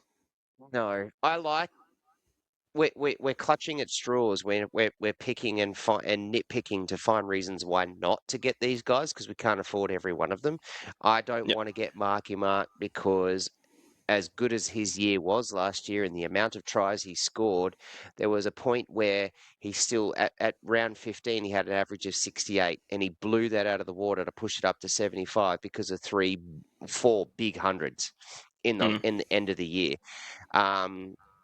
So, like, for me, it's even with all those tries and even with everything that Marky Mark did, I don't know. Like, I feel like last year was a really good sign of what he's going to do.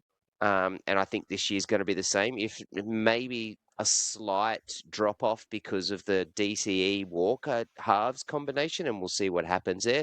There was a point in time where we were putting out posts to Walker saying, "Hey, remember, there's a guy on the other side on that side that's named Marky Mark that can score tries." I don't know if you realise. Yep. So I just don't know. So that for me is the reason why I'm not getting Mark. And literally, that's just nitpicking. Really, that's all that is. Val Holmes, I am super keen on, and so I'm actually really surprised, Joel, that you said no from all the things that you've said over the last couple of years around what you like in centre wings. I'm surprised you said you're not interested in him because I am as well. In a team that wasn't very good last year, and they started all right, but in a team that wasn't very good last year, he still put on 75. So yeah, I Didn't really look like like he him. tried for it either. Yep, hit that edge with him and Tui was just unreal. Like the way that they started, like he became like I bought Tui, like because he was just flying. I think that's going to continue this year at a team that's I think going to score a little bit more. They'll be better. I still got them at the bottom, but they'll be better. I think Val Holmes is still easily a 75 average. Yeah, well, like he wasn't. Well, the Cowboys weren't really lighting the world on fire when he was there either. So he's used to playing in a team that's clutching for And still puts lots on of wins scores. and he's always put on the scores. Always put the scores on. He's 30 years old. Like he's not old. He's not aging. He's not in that bracket where he's on the down. I think he's still got it, Yep. and he's just very tempting. And I just kind of want to have him again. I just want to have players in my team that I like to have, and the good vibe. You go back, you got consistent, you got reliability, someone that you're used to. And I didn't have him last year. It was the first year that I've never had Val Holmes, and I missed out for a good chunk of it. So I don't want to do it again. Shout out to Gaudier with Jesse, someone that you used to know. That's right. Great song. Mm. Only reason I'm not that big on him is because I literally looked just below him, KL Iro. I don't know what the Supercoach app's doing, but you're completely wrong there. How disrespectful. Yeah. 10% owned, 705k. I'd rather just save the 30k basically and just go to Iro straight away. What's your reasoning for that? I want to know why. Because he's a bloody just base monster. He just gets it done. He's Can I tell you something? Or whatever you tell me, I'm going off what you've basically told me in the past. So you're just going to make yourself look like a dickhead. No, because I haven't. Like I have told you about Iro, and admit I've told many people about Iro and how good he is, but I haven't really spoken too much about Val Holmes last year in comparison to him. They base powered almost the exact same. Almost the exact same. Almost 2 points difference between them, two of them in base and power. You're talking Iro, who's this base god, and Val Holmes, who traditionally you wouldn't expect to have that much base and power stats against his name in comparison by watching them. They were so close in stats. If it's a base power thing, there's not an argument there for it. And Val Holmes' goal kicks. Iro had to get to 72.2 with a historical try scoring streak. Yeah. which he can do, which isn't a knock on him. You're not saying, oh, it's only because he scored 10 plus tries in a row that he got to that. You got a guy that can score 10 plus tries in a row. I want him in my team. That's a He'll compliment. score more tries this year than last year. I'll tell you right now. Well, you want to hope he plays more than 11 games than he did last year, and then it's by default. Of course, he should. So, hang on. without Val Holmes only Mulatalo, played 14. He played a whole 3 games more. Val Holmes. Yeah, he still averaged Val Holmes more. just played 24 games. Yeah, he scored 10 tries in a row, and Val Holmes still averaged more than him in 3 more games with 5 tries. Because he's got the goal. Give Hero goal kicking, and it's a different story. Probably. Depends on how good a goal kicker he is. He could go backwards. You want to talk about tries? Take freaking Val Holmes' goal kicking away from him. It's different stories. The thing is, though, why would you take away goal kicking from Val Holmes when he's always had it? It's a very valuable and valid stat for him. Holmes, I'm being Hero. No, I love Hero. I'm not saying it's a knock on him at all. I'm just saying that when you compare the two and you start to look at the things that these guys do as a perk for them, they have a very consistent base and power, as each other have. There's a lower try scoring rate for Val, which is buffed by his goal kicking, so the floor for him is higher without the tries for Hero. Holmes doesn't need the tries himself because he's got the team to buff him up. 2, 3, what is it? He's going to score, say the team scores 3, 4 tries and he kicks all the goals. That's the equivalent of Hero getting 1 try, which is probably less likely than Holmes knocking 4 conversions in. It's just, you're splitting hairs, you know what I mean? And that's what we're looking at this center wing position going, where do you want to go? Which way about it? And then you just literally, guys are going to probably end averaging less than 5 points apart, but they're going to do it different ways. Hero's way last year was just this try scoring run. Without that try scoring run, it's significantly lower. So you're hoping more, and they've got no Mulatalo this year. Hang on. Without Turbo's massive historical run a few years ago, no one talks about him ever freaking again. It's the only reason we keep talking about Turbo, and we're going, oh, this is going to happen again. Are you trying to compare what Hero did last year and what Turbo did a few years ago? All I'm saying is if we can do what ifs, we will do what ifs about every freaking player in the comp. And there's literally big what ifs for. Yeah. We've spent way too long on this. End of the day, Holmes, Hero, make your mind up, take your pick, probably one or the other, because we're all going to have Herbie no matter what. So pretty much. So let's just it's Herbie and someone on that. Just... We'll see on draft who goes first out of Holmes and Hero. It'll be Holmes. We'll see, mate. It'll be Holmes, 100%. Two of us are Shaq, Tui Pilotu, Garrick 8% owned, 664k. We've spoken to we had put a post out a week or two ago, basically saying he's a no-go. Trap. Really? He's really no is. Goal kicking apparently. Fogarty's got the goal kicking, and while that's happening and Manly look in the shit, sorry to say, Manly fans will just keep putting a dagger in there. Just no interest whatsoever. No DCE as well. I think that was a stat or something that DCE did a lot for Garrick and his points and things like that. That was like a really nice combination being built up there. So I just need to see everything happen. I need to see it unfold before I even go towards Garrick for 64k.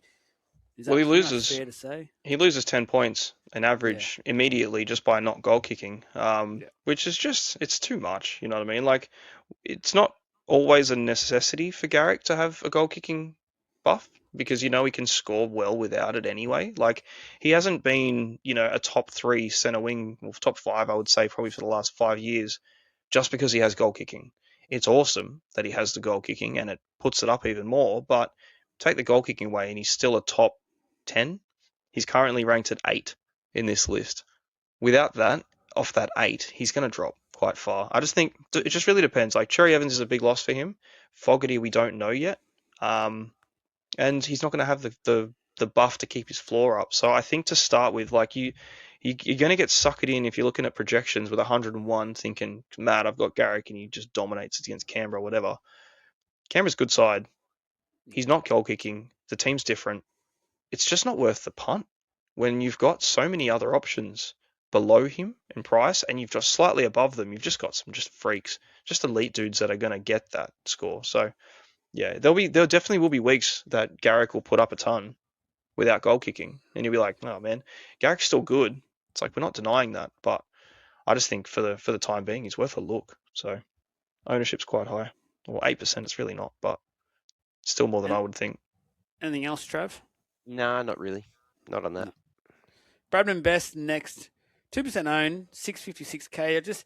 There's always something that intrigues me about Bradman Best, and then I just keep remembering, but his body just continues to fall apart. So every time you think about, he could be a play, he gets injured. So there's something about him I just can't go, especially to start. If we're talking to start the year, I can't do it. The state of his hammies intrigue me. He's got a good floor. I'll give him that. Like, his base power is 47. It's solid. You had him last year, Trav, for what was it, game, and then he got a hammy injury. That's Bradman Best, man. He's on his no-go zone for sure. He played 18 games last year, so he still played. He still averaged 67, like 3/4 of the year, in a horrible Knights team in a year that they all want to forget, and he still did that. So I mean, he's definitely on, and he should be on people's radars. Like 2% means that he is.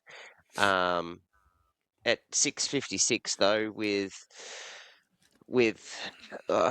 their start, I kind of just want to see what he does. Like, he doesn't. Word is that he doesn't even have his partner in crime beside him either, and that's all changing too. So let's just see what happens. Didn't use him anyway. That was the problem. Yeah, well, true. He used himself and then just kept getting his hemis blown out. Another one I want to talk about just a little bit further down, Casey McLean, 653k, currently 9%. I know you boys over the last week or two have basically started to get really hot on Casey McLean, and there's some numbers that really back this up. Obviously, the back end of last year, really, but even before, like, this guy's just getting better and better. It feels like, so he just seems like he's in for another bumper year, Trav. Yeah, I put a post together for this as a good pod play, and his back end of the year was just enormous. From round 13 onwards, it was 80s basically with a couple of hundreds. Like, there was a couple of 40s there, but you live with that as a center winger. Like, that's just, they can't score all the time, so that's just what you take. But he's just getting better and better. Like, he's still a baby. Let's be honest. He really is. He's still so young, yet he's only going to get better in a team that I think is going to be better.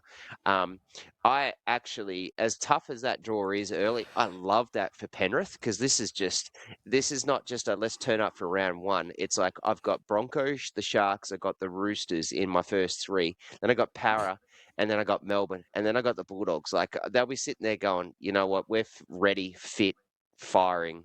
We're going to carve up the start of the year, because then the draw gets way easier for us. And if that's the case, there'll be tries there. Casey McLean, he's a freak. Yeah, what's that? 14 tries in 19 games. 80 plus average when he started really getting hot towards the end too. Like, his floor is, I wouldn't say it's low. Like, his base power is 37, give or take. Not bad. Definitely not bad. He's probably, realistically, he's probably my favorite mid 600s guy in the list. Just for what he can do. I will cut you there, Jesse. Sorry, and only because I think those stats are a little bit deceptive, because he had that injury affected round one where he played 3 minutes and got 4, and then had that injury affected round 8 that he played 60 minutes for 19. You exclude those two, and that number's a bit different, I'd say. Yeah, like, if I just go to 70-minute games from last season, he's averaging 73. You know what I mean? Like, it's a 33.5 base power. It's bloody good. Like, it's very, very good, and he is well on the up. Like, Casey McLean last year was impressive, especially late on, and the way that they were using him was really nice to see as well. So I like it. I think it's a really nice play, and especially it's a good alternative play to a Toto counter. You know what I mean? Like, Toto is quite heavily owned. Do you want to have 2 Penrith center wings in your backline with the start that they have? It's like, probably not. I don't want to put too many eggs in that basket. And if I'm going to pick someone out of the two, if it's based on ownership, and obviously Casey McLean had a better season than Toto did, it's like, why not go that direction? If it's based on price, it's like, well, obviously, if you can afford, it's one or the other. But I really like it, man. I really do. And I think 9%, people are liking it a lot. Like, you look at the ownership around him at that price point, there's 0s and 2s basically everywhere. There's definitely appeal with him. I think he's going to have a good year. Let me start reading this list down, boys. As soon as you want me to stop, basically just yell out stop, because I have a feeling I know exactly where we will be stopping, and it's a little bit down the list. So, Johnston, Taolangi, Shibasaki, Kula, Alamotti, Staggs, Daniel Tupou, Xavier Coates, Braden Burns, Latrell Mitchell, 26K. We're stopping here. I'm stopping myself. 36% owned. Trav, sell me Latrell Mitchell because I know you have him. You put your team out to Legends Group today. So just a reminder, guys, $4.49 per month. Get exclusive Supercoach content, basically 24/7. So Facebook subscriber tab there on our homepage. It'll take you straight there. But we spoke about him a bit the other night. If I remember correctly, just sorry, it's been about a massive few days. We both weren't that keen, but I know Trav's, you're keen. Yeah. I'm back on him. Yeah, so he hasn't been in my team for a long time, and then I went back in. I really like that edge. Everything's going to go that way, so Johnson gets his try scoring record early. I feel like Latrell Mitchell is primed and ready for a big year this year. Centre is his spot. From all reports, he's bought right into that, knows that Jai Gray is there. He can protect himself in the centres a little bit better. So he's got Johnson on his on one side of him. He's got Fafita on his other side, and then he's got Kula Matangi beside him, and then he's got Cody Walker feeding that to all of them. Like it's just everything to me just screams out points, screams out tries, screams out try assists, screams out try contributions. I think Latrell can just walk up and down the field, and I think he's just got to finish off a pass, and he's going to get points somewhere. So at 6.26, I'm very keen on Latrell Mitchell. There is a couple of players I wouldn't mind mentioning up above, but I'll let you talk about Latrell first. Jesse, for the point of this exercise, please go the opposite and go back it at Trav. He has a calf injury currently. That sucks. What, is that case closed? For me, yes. For me, yes. I don't want to know about it. Look, I have had him in my team. He's been in and out, many a time. And for the reason Trav just said too, like, you're just going to expect points on that edge. He's goal kicking as well. And like, go back to the beginning of my centre wing spiel. I love goal kicking centre wings. His floor is pretty atrocious, but that's a fullback floor. He's not the effort guy, you know. He's not what you want. He's not going to give you a 45 plus base power in the center wing. Like it's not Latrell. You don't need to say that it is. It's not him. We know what he's going to do, and it's just be a monster and finish in highlight plays here and there, maybe 4 or 5 in the entire game of touches, but they all become something. I see him scoring well. I do. I just don't know if there's a lot of upside for him. I think it'll just be like the game will be here and there. You'll get good ones. You'll get low ones.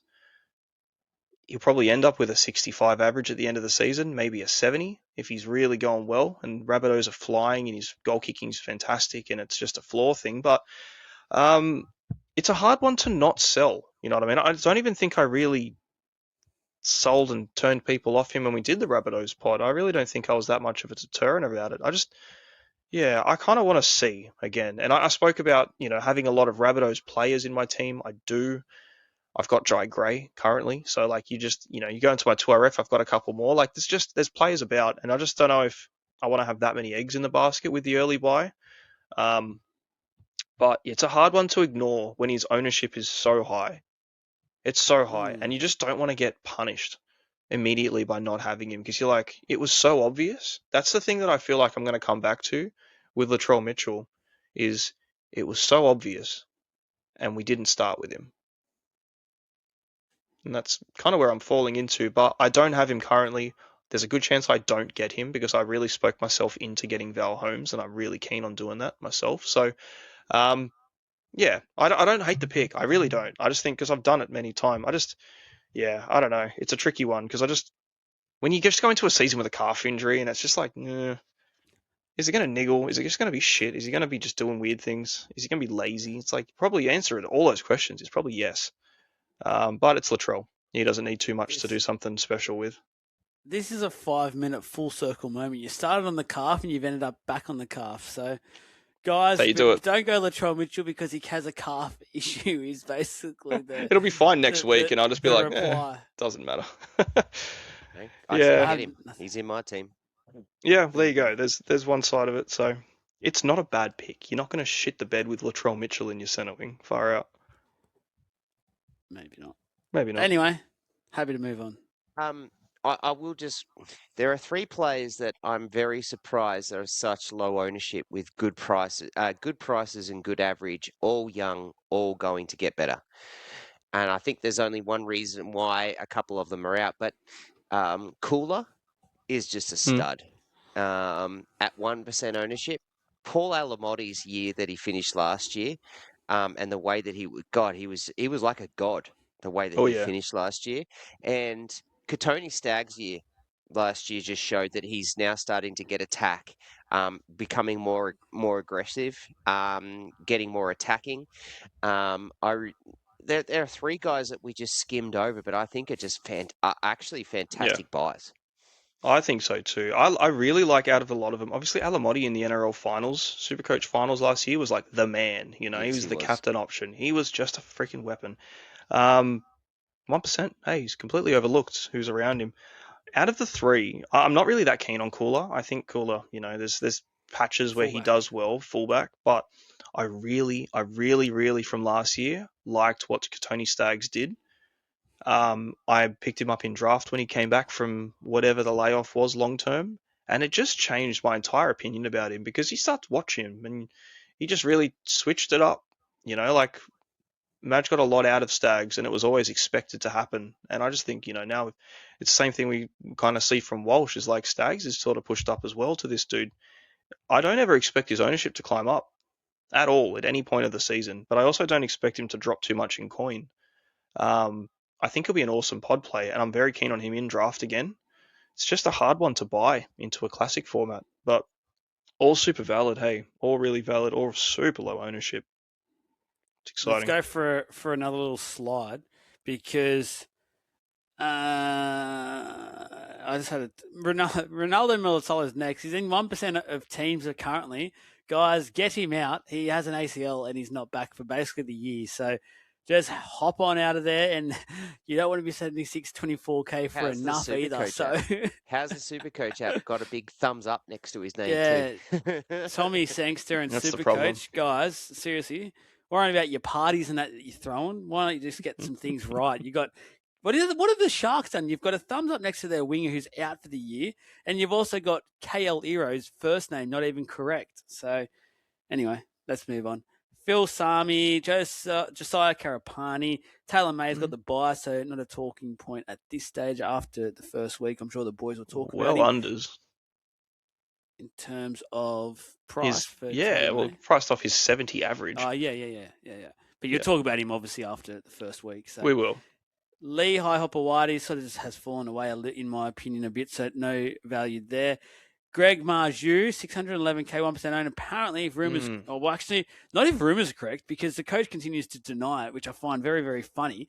The coach is basically saying their centre wings is going to be what basically they were last year, which is great if Marju gets that wing spot. But I think every other rugby league fan or supporter, creator or media personality, whatever it is, are basically saying that Fletcher Sharp will be on the wing. So who knows what is going to happen there? I'm sure if he's there at some point, he's relevant to talk about, but who knows? Bunch of dudes that make, content, play Supercoach and everything, know more about what's happening at the Knights for the wingers than the Knights wingers coach do. So who knows? If you know what's funny too, I kind of hope it is Marzu, and if it is Marzu, I'm super tempted. I love Marzu. I think he's a monster. He base power 50. He's going to get what he's going to get, and we know exactly what Marzu can do. Even in a shit game where Marzu's done next to nothing, he's still going to get you nearly a 60-pointer. And then you just hope he's going to get some attack, which is last year was quite rare. So I like his price. I like what he can do. It's more like, is he going to be the man, first one kicked out for to accommodate Sharp with all this noise about him. If there was no noise about Marzu not being in that position with Sharp and everything lingering around, I would happily, very, very happily have him in my team. Super comfortably. Funnily enough, Holbrook was the coach of the Titans when he actually did leave the Titans. Yeah, I know. Whether there's a bit of backstory there, who knows? But yeah, he's a big boy, man. Marzu's looking bloody huge. Would be good to see him again. I know Trav's a massive fan as well. I think he'll basically just echo what you say. So, Matty Tomoko and then Jermaine Asako, 9% owned, 609k. Go on, boys. Froth him. I know what you're going to do. What do I have to do? You two are so high on Jermaine Asako. It's not funny. He's everything you want.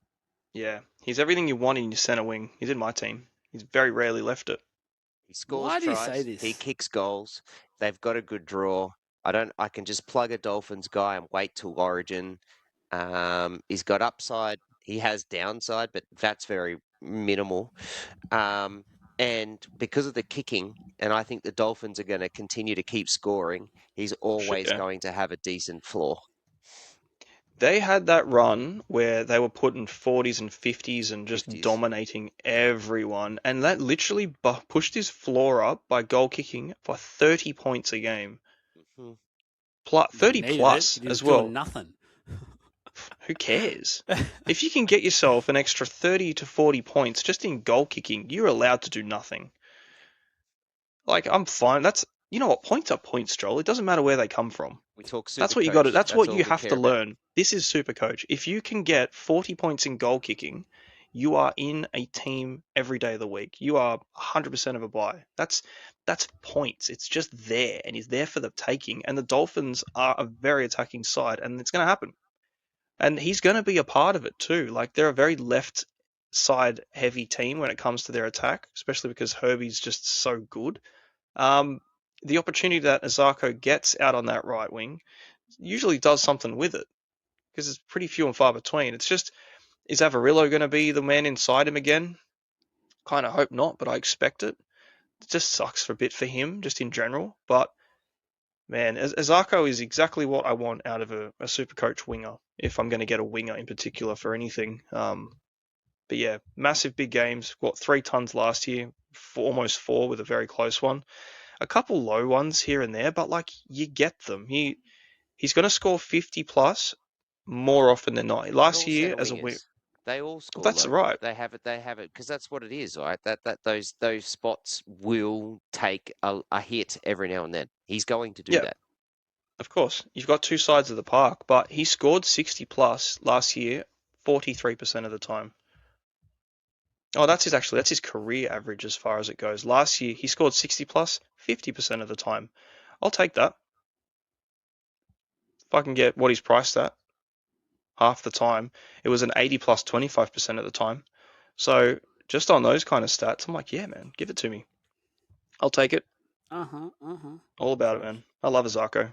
So good. Trav, do you have anything? No. I had said everything before. Get him, lock and load, or don't, and let him be a bit of a pod number for me, and I'm happy to have that. Me too. So just quickly, I'm glad you both went this way. Of course. So he started last year. In the first 6 games, 4 out of 6, he scored under 40 points. 2 of them are 96 and 114. So let's give him the flowers where he deserves it. Thank you very much. He can flex out the other 3 games, and I'll take the big tons where they are. Yeah. That's the thing, man. You're buying the potential ceiling that he has. Because then you follow up, right? You go into the next couple of games, and there's very, very few that are below a 50, and he just has that incline. It's just an up and up and up.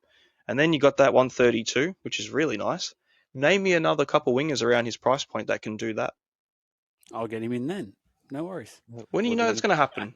You're Nostradamus over here. I am. I'm just saying I'm not as high as you guys are. I'm trying to balance this out a little bit. That's fine. That's fine. Nothing wrong with that. You can be.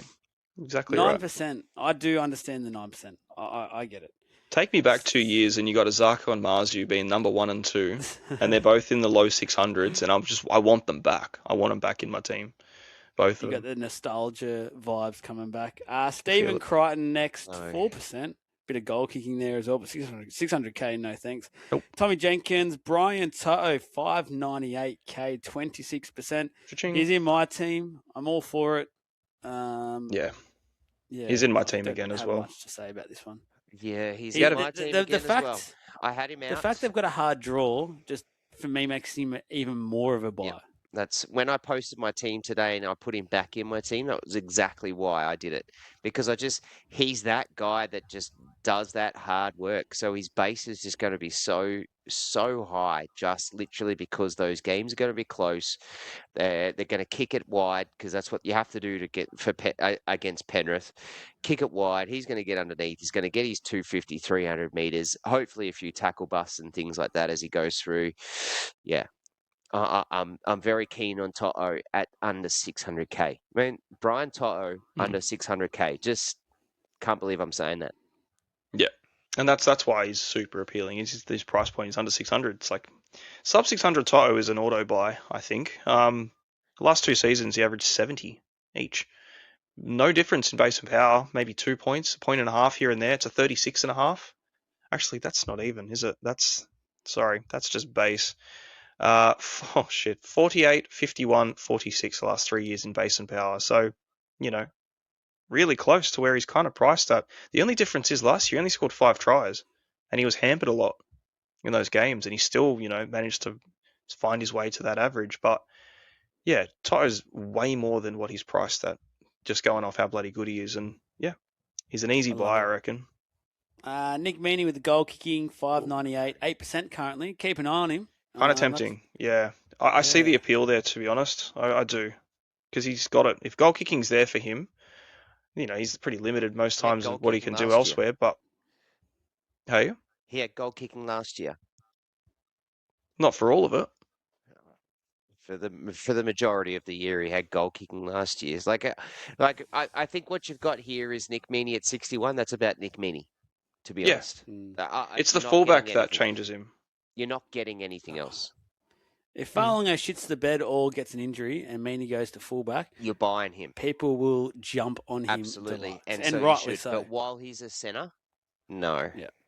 Yeah. Well, his average without goal kicking last year was 55. So he didn't have that much contribution for his goal kicking as far as it goes, because there wasn't that many goals that he kicked, really. Like, it wasn't all year. It wasn't really close to all year. That's the thing. No. Did he keep missing, or what happened? Goals 37. The season prior 93. His percentage was 72.5. Not that different to what usually is. So yeah.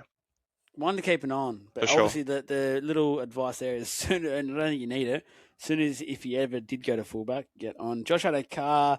Dane Gagai just does his thing. He's still 0% at 590K.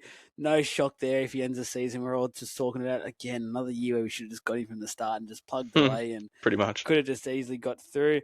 Mawini Hiroti, I'm hearing it's actually Stone Street that will get that wing spot to start the season with. So he's just a guy that no interest. Avarillo. Again, guys, stop me when you need me to. Figai, Robert Toya, Purdue. Yeah. I think we should. 5'8" Jewel. Are you getting him at centre wing or are you getting him at 5'8"? I was going to keep him for 5'8". Yeah, that's why I think I'd probably let him slide on this pod. But I think just with the lack of options in 5'8", he's more valuable there than he is at centre wing. Where usually it's the other way around. You kind of just want to put your 5'8s in centre wing for the out of position play. But 5'8's just shithouse at the moment. So I think he's better off there. So we will come back to that in the next one. Let's tackle him. That is next week's episode. So then Brian Kelly, Katoa, Sevilio Tamale, 10% owned, 547K. I haven't had him, and he's a hot tamale. I do buying into the recent hype, which I have a feeling we may have created. I'm going to give us a wrap here. It was early on. We got quite on early with the tamale. Not me, but you two especially.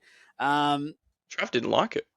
Oh, sorry, it was Jesse. Yeah, it was basically Jesse wants the rap. All right, Jesse, I'll give you the rap. No, because you started a tamale trend. I hope I did. He's in my team, and he's the guy I keep going to at that price point. And there's only one dude slightly below him that I'm really keen on as well, and I just don't like having 3 Dolphins in my centre wing. And that's really the only reason. But I like Tamale, man. I think I spoke about it a lot in that Raiders pod. But 547, obviously off that average, there was a lot of ups, and then we got real lucky with his pricing very late in the season for when he got injured. He dropped a lot of coin, and then he came back in the last 2 games, dropped a shit ton more coin. So, or just his average lowered anyway. So you take those games out of it, and it's a big jump up. His 60 average in basically those full 80-minute games. And if you kind of just want to go about and go, oh, I just want to get rid of the last 2 games that he returned from, it's a 63.8 average with a 46 base power. So he's got good potential there in that position. I like his game. I really like what he can do in that team. And another year, you know what I mean? It's second season for him. There's a lot to like. There's a heap to like. There is. I just want to wait to see what happens with the centres and wingers at Canberra with the new half partner. I know Kaya Weeks is shifting to the other side. What's strange and how he's going to play. I just want to wait and see. I do like Tamale. I think he's a good player, but I think he's going to do what you say, but I just want to wait and see on it. I went down from Kuraz to Tamale today to free up a little bit of coin for elsewhere, and just a little. I'm was more than 200k, isn't it? Yeah, I'm pretty comfortable with that at the moment. He scored 70 plus in more than half of his games last year. Give us some hot tamale, please. Let's do it. Go down to Selwyn Cobbo, which will be the next talking point. I feel like we just had this conversation, Jesse. 524k, 20% owned. So many are starting to I'm starting to see more and more teams with Cobbo. Yeah. I feel rightly so as well. He's obviously, the big article came out, he's dropped 10 kilos. He's looking extremely fit. Playing for his career, basically. He's only on a 1-year deal, so that speaks wonders for mine. That means we're getting a hungry sell on Cobbo in a side that we think and predict. We mentioned it in our season preview podcast. It's now out guys. About 3.5 hours of just rugby league God. It's just God mode we went into. It was a fantastic pod. There's a lot of really big arrows here, Trav. Interested to hear your take for Cobbo. I don't know.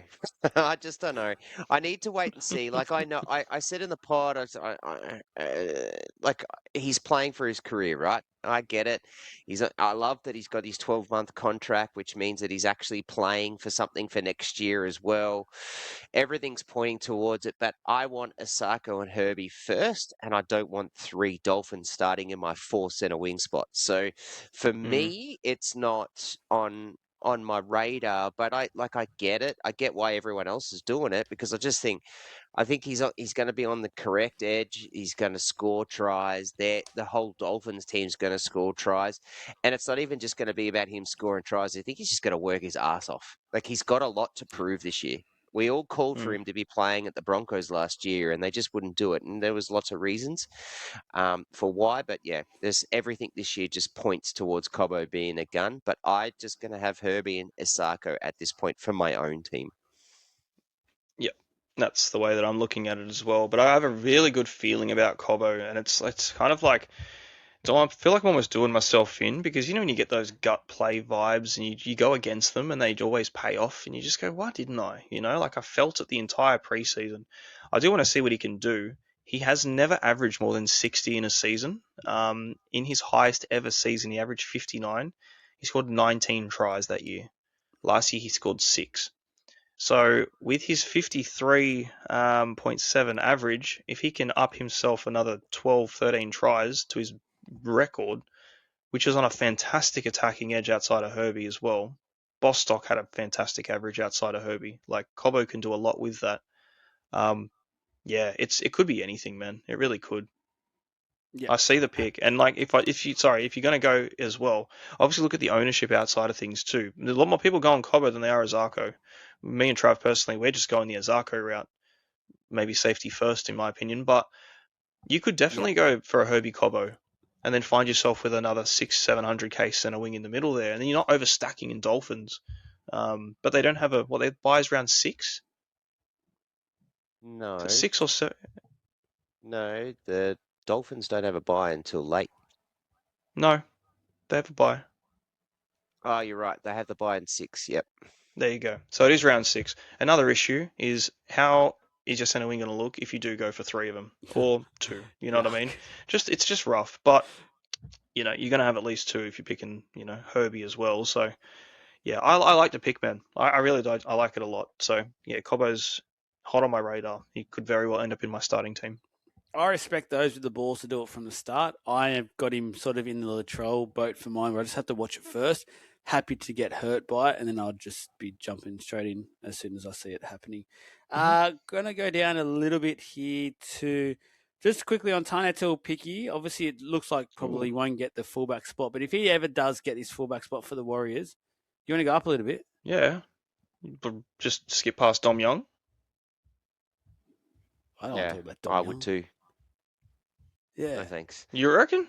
Yeah, I don't absolutely. know. Thank you. You've got all your numbers and things, but still, there's a gut feel of a player that I'm just super not keen on a team that I just don't think is going to be very good. No, well, they got way too many mouths to feed now, and I don't see much.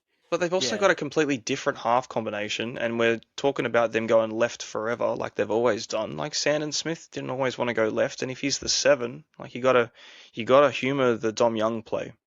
I feel like you have to at 500k. We know what Dom Young can do. Are you going to put him in your team? There's a chance if he works something out. I haven't ruled him out. Honestly, he's been in there. Talking about it, like this is what we're on here for, man. Honestly, like I understand it all, but like you're talking about other dudes that are absolutely irrelevant completely and spending minutes there. There's a play here with Dom Young. People sought to buy him consistently. The guy's not scored under 10 tries in his worst season ever for ages. It's not happened. It's like there's something there. There could potentially be something. If the Knights have a different structure of play and it's not just all going down the left side, then why not? I tell you why. 32, 103, 37, 69, 27, 74, 28, 29, 16. That's why. He has games where he literally falls asleep and you forget he's even on the field, and that worries me. Move on. You haven't seen him do those games, Jesse. He literally had about 6 of those last year where you're like, oh, hang on, Dom Young's on the field. Yeah, and the only reason we recognise it because he dropped the ball. I don't watch a lot of Knights games, I'll be honest with you. I watched a lot more Roosters games, though. I'll probably bloody good. Played a few for him. Just quickly, if he gets the fullback, I love a fullback in centre wing. I'll be all over him if he gets that spot. Going down to Stone Street at 10%. Stone Street 10%. Obviously 496. I didn't want to go too much because I remember wanting to do a bit of a post with this, and I messaged Jesse about this a while ago. And he basically just said it's just sort of stock standard type thing when it comes to Stone. Like, he obviously very reliant on tries, which is what wingers basically it's priced at what he is, I think. Yeah. It's the same as Dom Young, genuinely. It's like same, two sides of the same coin. All right. He'll play that card back at us, so no worries, Jesse. We'll respect the card being thrown. No problem. There's a difference, and I'll only spend a few seconds on this, but the difference is that Stone Street's replacing Mulatalo, who has had a very good career on a much better team in the Sharks than what the Knights are. So the difference is that you're better getting... Team. Yeah. Yeah, it's a much better team. Yeah. I don't think there's much debate in that. Oh, he's number 69. What a legend. Just quickly, Jack Howarth. I remember this time last year, we were all massive on Jack Howarth. It's like, yeah, let's get him in. 3%. It's just he just hasn't quite done anything at the moment. If you can get that rumoured bloody edge spot, we're talking 3%? A different story. Are you still that 3%, Joel? No. See you later. Going down, Campbell Graham. 431k, 13%. I'm not doing it again. No chance. No. Absolutely no chance. Just go and listen to the Rabbitohs segment with Campbell Graham. It's just not good. 44 average, 44 in base, nothing, no attack, no assists, nothing else at all. Base is nice. Just didn't seem like he'd wanted to do anything else. And everything is going the other side anyway. Even more so now than ever. So yeah. No thanks. Will Warbrick, 11%, 413k. I was publicly shamed basically on my own podcast a few weeks ago by Tim Williams. And I haven't had him in my team since that moment. I got off, basically cried. My missus goes, "What's wrong with you?" No. I go, "He picked on me. Never meet your heroes, Joel. Picked on me." Basically messaged him after that and told him to get effed. But he laughed about it, and I haven't looked at him since. So anyway, all that 11%, get off him. You're embarrassing yourselves because he pretty much averages 50, man. He's going to average anywhere from 50 to 53. It's pretty standard Will Warbrick stuff. He's unders on his price. Like I get it.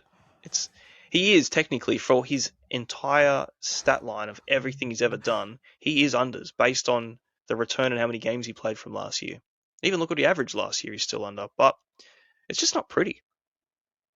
So, how many, you look at the centre wing value and the talent of the weapons that we've just spoken about above.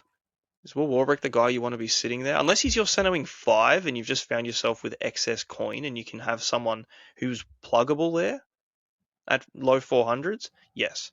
I just think there's too many other options. If players are doing that, please message the page and let us know, because I'd like to know where that money is coming so that we can spend on that 5th centre wing. Because I've played with about 5,000 teams and cannot find it. So yeah, it's tricky, man. It's not pretty. It doesn't seem worth it. I get it. I get why you did it, Joel. I really do, and I can see the vibe pick on why you've done it at 413. Like I do understand it, but just don't do it. Like I can't see a world where you can do that. This is not where you're playing with a 400k centre winger this year. No, there's too many. I get it. I was happy to just move on from him, but I just having flashbacks after being publicly shamed. That was all. I went down. Fletcher Hunt at 12%, 322k, fullback dual. I don't know what people are doing there. Bit silly, isn't it? Yeah. Save yourself 100k, guys. You can go low. Fletcher Hunt's not playing. He won't even be the first picked reserve, because if Marju's not picked, or maybe even Dom Young, they'll come in as soon as there's a backline injury. So yeah, just save yourself, please. Jeez, it's dire, man. It's super dire from 450 down, even 500 down. I hate it. I just hate it. We're just basically talking, and we can basically put them all together. Is your super cheapies, basically. So your David Farley's, your Hamasi Makassinis, your Tommy Chesters, your Siale Falmani from the Titans, this new guy that everyone's only just discovering who he is. Setu 2 as well. Like these guys who are actually being rumoured to be getting spots, whether it's only for one round or however long it is, not too sure. I think it's fair to say, boys, for all of these guys, it's basically just going to be a TLT watch. Cheapies and then just set on whoever it is that gets it. Only one or two, it looks like, in my opinion, have almost set jerseys. Like I feel like the Dragons ones are a bit up in the air. Yep. It's hard to really go all in. Makassini's the crap thing with him is the fact that it's the buy to start with. So if you do go all in with him and then he doesn't get a jersey in round 2, which I think is probably the likely scenario because they've actually got a good backline still, you might be stuck with a guy that's not playing and not making money early when some of these other guys can from round 1. So yeah, it's really hard this year, I reckon, with the centre wing cheapies. Hey, there's no real. We say it all the time that like no one's really putting their hand up, and there's no standouts for it this early in the year until we get the trials. But I just don't see them. Really, like Fomani could be all right for the Titans, and then you've got, at this stage, I think I've got like 6 Titans in my team, or 5 Titans in my team, and 3 of them are cheapies. Or 4 of them are cheap. It's just not nice to have that many of them in, so many. Chester, obviously, with the MCL injury, he should be back early enough. I'd still just play him. I'd just put him in there anyway. I think that's probably what I'm going to do to start. Such high raps on him. Such high raps. He just needs to get his body right. That's the thing. It's not like he's going to get, he's not going to get chosen. It's just he's got injured. Like, he will be back. And when he's back, he's going to be playing. So I would assume. So you just get him and you put him away and you just let him sit there like we did with Kyle Lero when he was a cheapie. He didn't start the season. We waited for him to come and he did. So it was worth it. There's just not many at the moment. Hey, Moses Leo's another one. His ownership's at 1% now, so the heat's kind of really gotten cold on him. But we'll just have to wait and see, man. Just put 235Ks in there and just wait and pick the right ones. But there's no one between him and 500K that I'm at all interested in. It's just a black hole. Basically what he said, Trav. Yeah, pretty much. Anything to wrap up the CTW chat, boys? Any sort of final say? I just feel like sort of what we said, fullback as well. Like you do need at least one of these big guns. If anything, you probably want to start with two, in my opinion. You want to. This is a position where you do want to spend up and get some of these guys who are just set in stone. That they'll turn in from round one and get you some really valuable points. Like you've both said, like some of them may lose a bit of coin early. You're making the plays to get points. Like this is one where there'll be enough there to get value with some of these real cheapy guys as well in this position. So it's like this position sort of both ways in a way. It's hard to sort of explain, but you'll be getting value while also getting points. You need to sort of do a really good balance here. Yeah, there is a fine balance of walking on of you're looking at dudes that are over 700K. They're very hard to buy at any time during the season without having to pull something apart or blow up a position to make it happen. They're not going to drop that far because of how good they are. And we've also got the issue at the moment is where's the cash gen coming from that's going to allow you in a short amount of time to get the coin you need to get these dudes in without blowing everything up to do it. So yeah, it's in this position where squad building is available. You can work out a way to just start with them. A trade is worth 100K, they say. If Herbie's not going to drop 100K and no one's going to make you 100K to make up that difference, then you may as well have started with him and just copped a little bit of a loss. So that's the way that I'm sort of justifying having 2 or 3 dudes over 650K in my center wing. That's where the points are. We know that now, so I think it's worth investing in that position. Trav, anything? No, summed it up pretty well. There it is, guys. Thank you very much. We'll have the playmakers next week. So we're going to do all 3 playmaker positions, 5'8", halfback, and hooker. 2 of those positions are basically no man's land, so we'll get through that one quickly, and then we'll spend half the episode on the halfbacks, which would be great. And then the week after, we will go into the forwards side of things as well. But just another reminder, if you haven't already, we have a deep dive for every single team as well. Goes back through whether it's YouTube you're watching or you're listening to, wherever podcast you're listening to. Just scroll down a little bit. You'll find all the other Supercoach episodes we've done so far this year. And yeah, that's basically it. Thank you, Jesse. Thank you, Trav. Just on an NRL point of view, you'll listen to this one, and then within the next 24 hours, there'll be a very exciting little draft episode coming out as well, featuring Savs from the SC Experience. Very keen for that. NRL era draft, so there'll be some gun stack sides in that. So keen to bring you guys that one over the next 24 hours. But yeah, for now, thank you very much. Like, subscribe, follow the social media pages, and we will see you again soon. Bye-bye.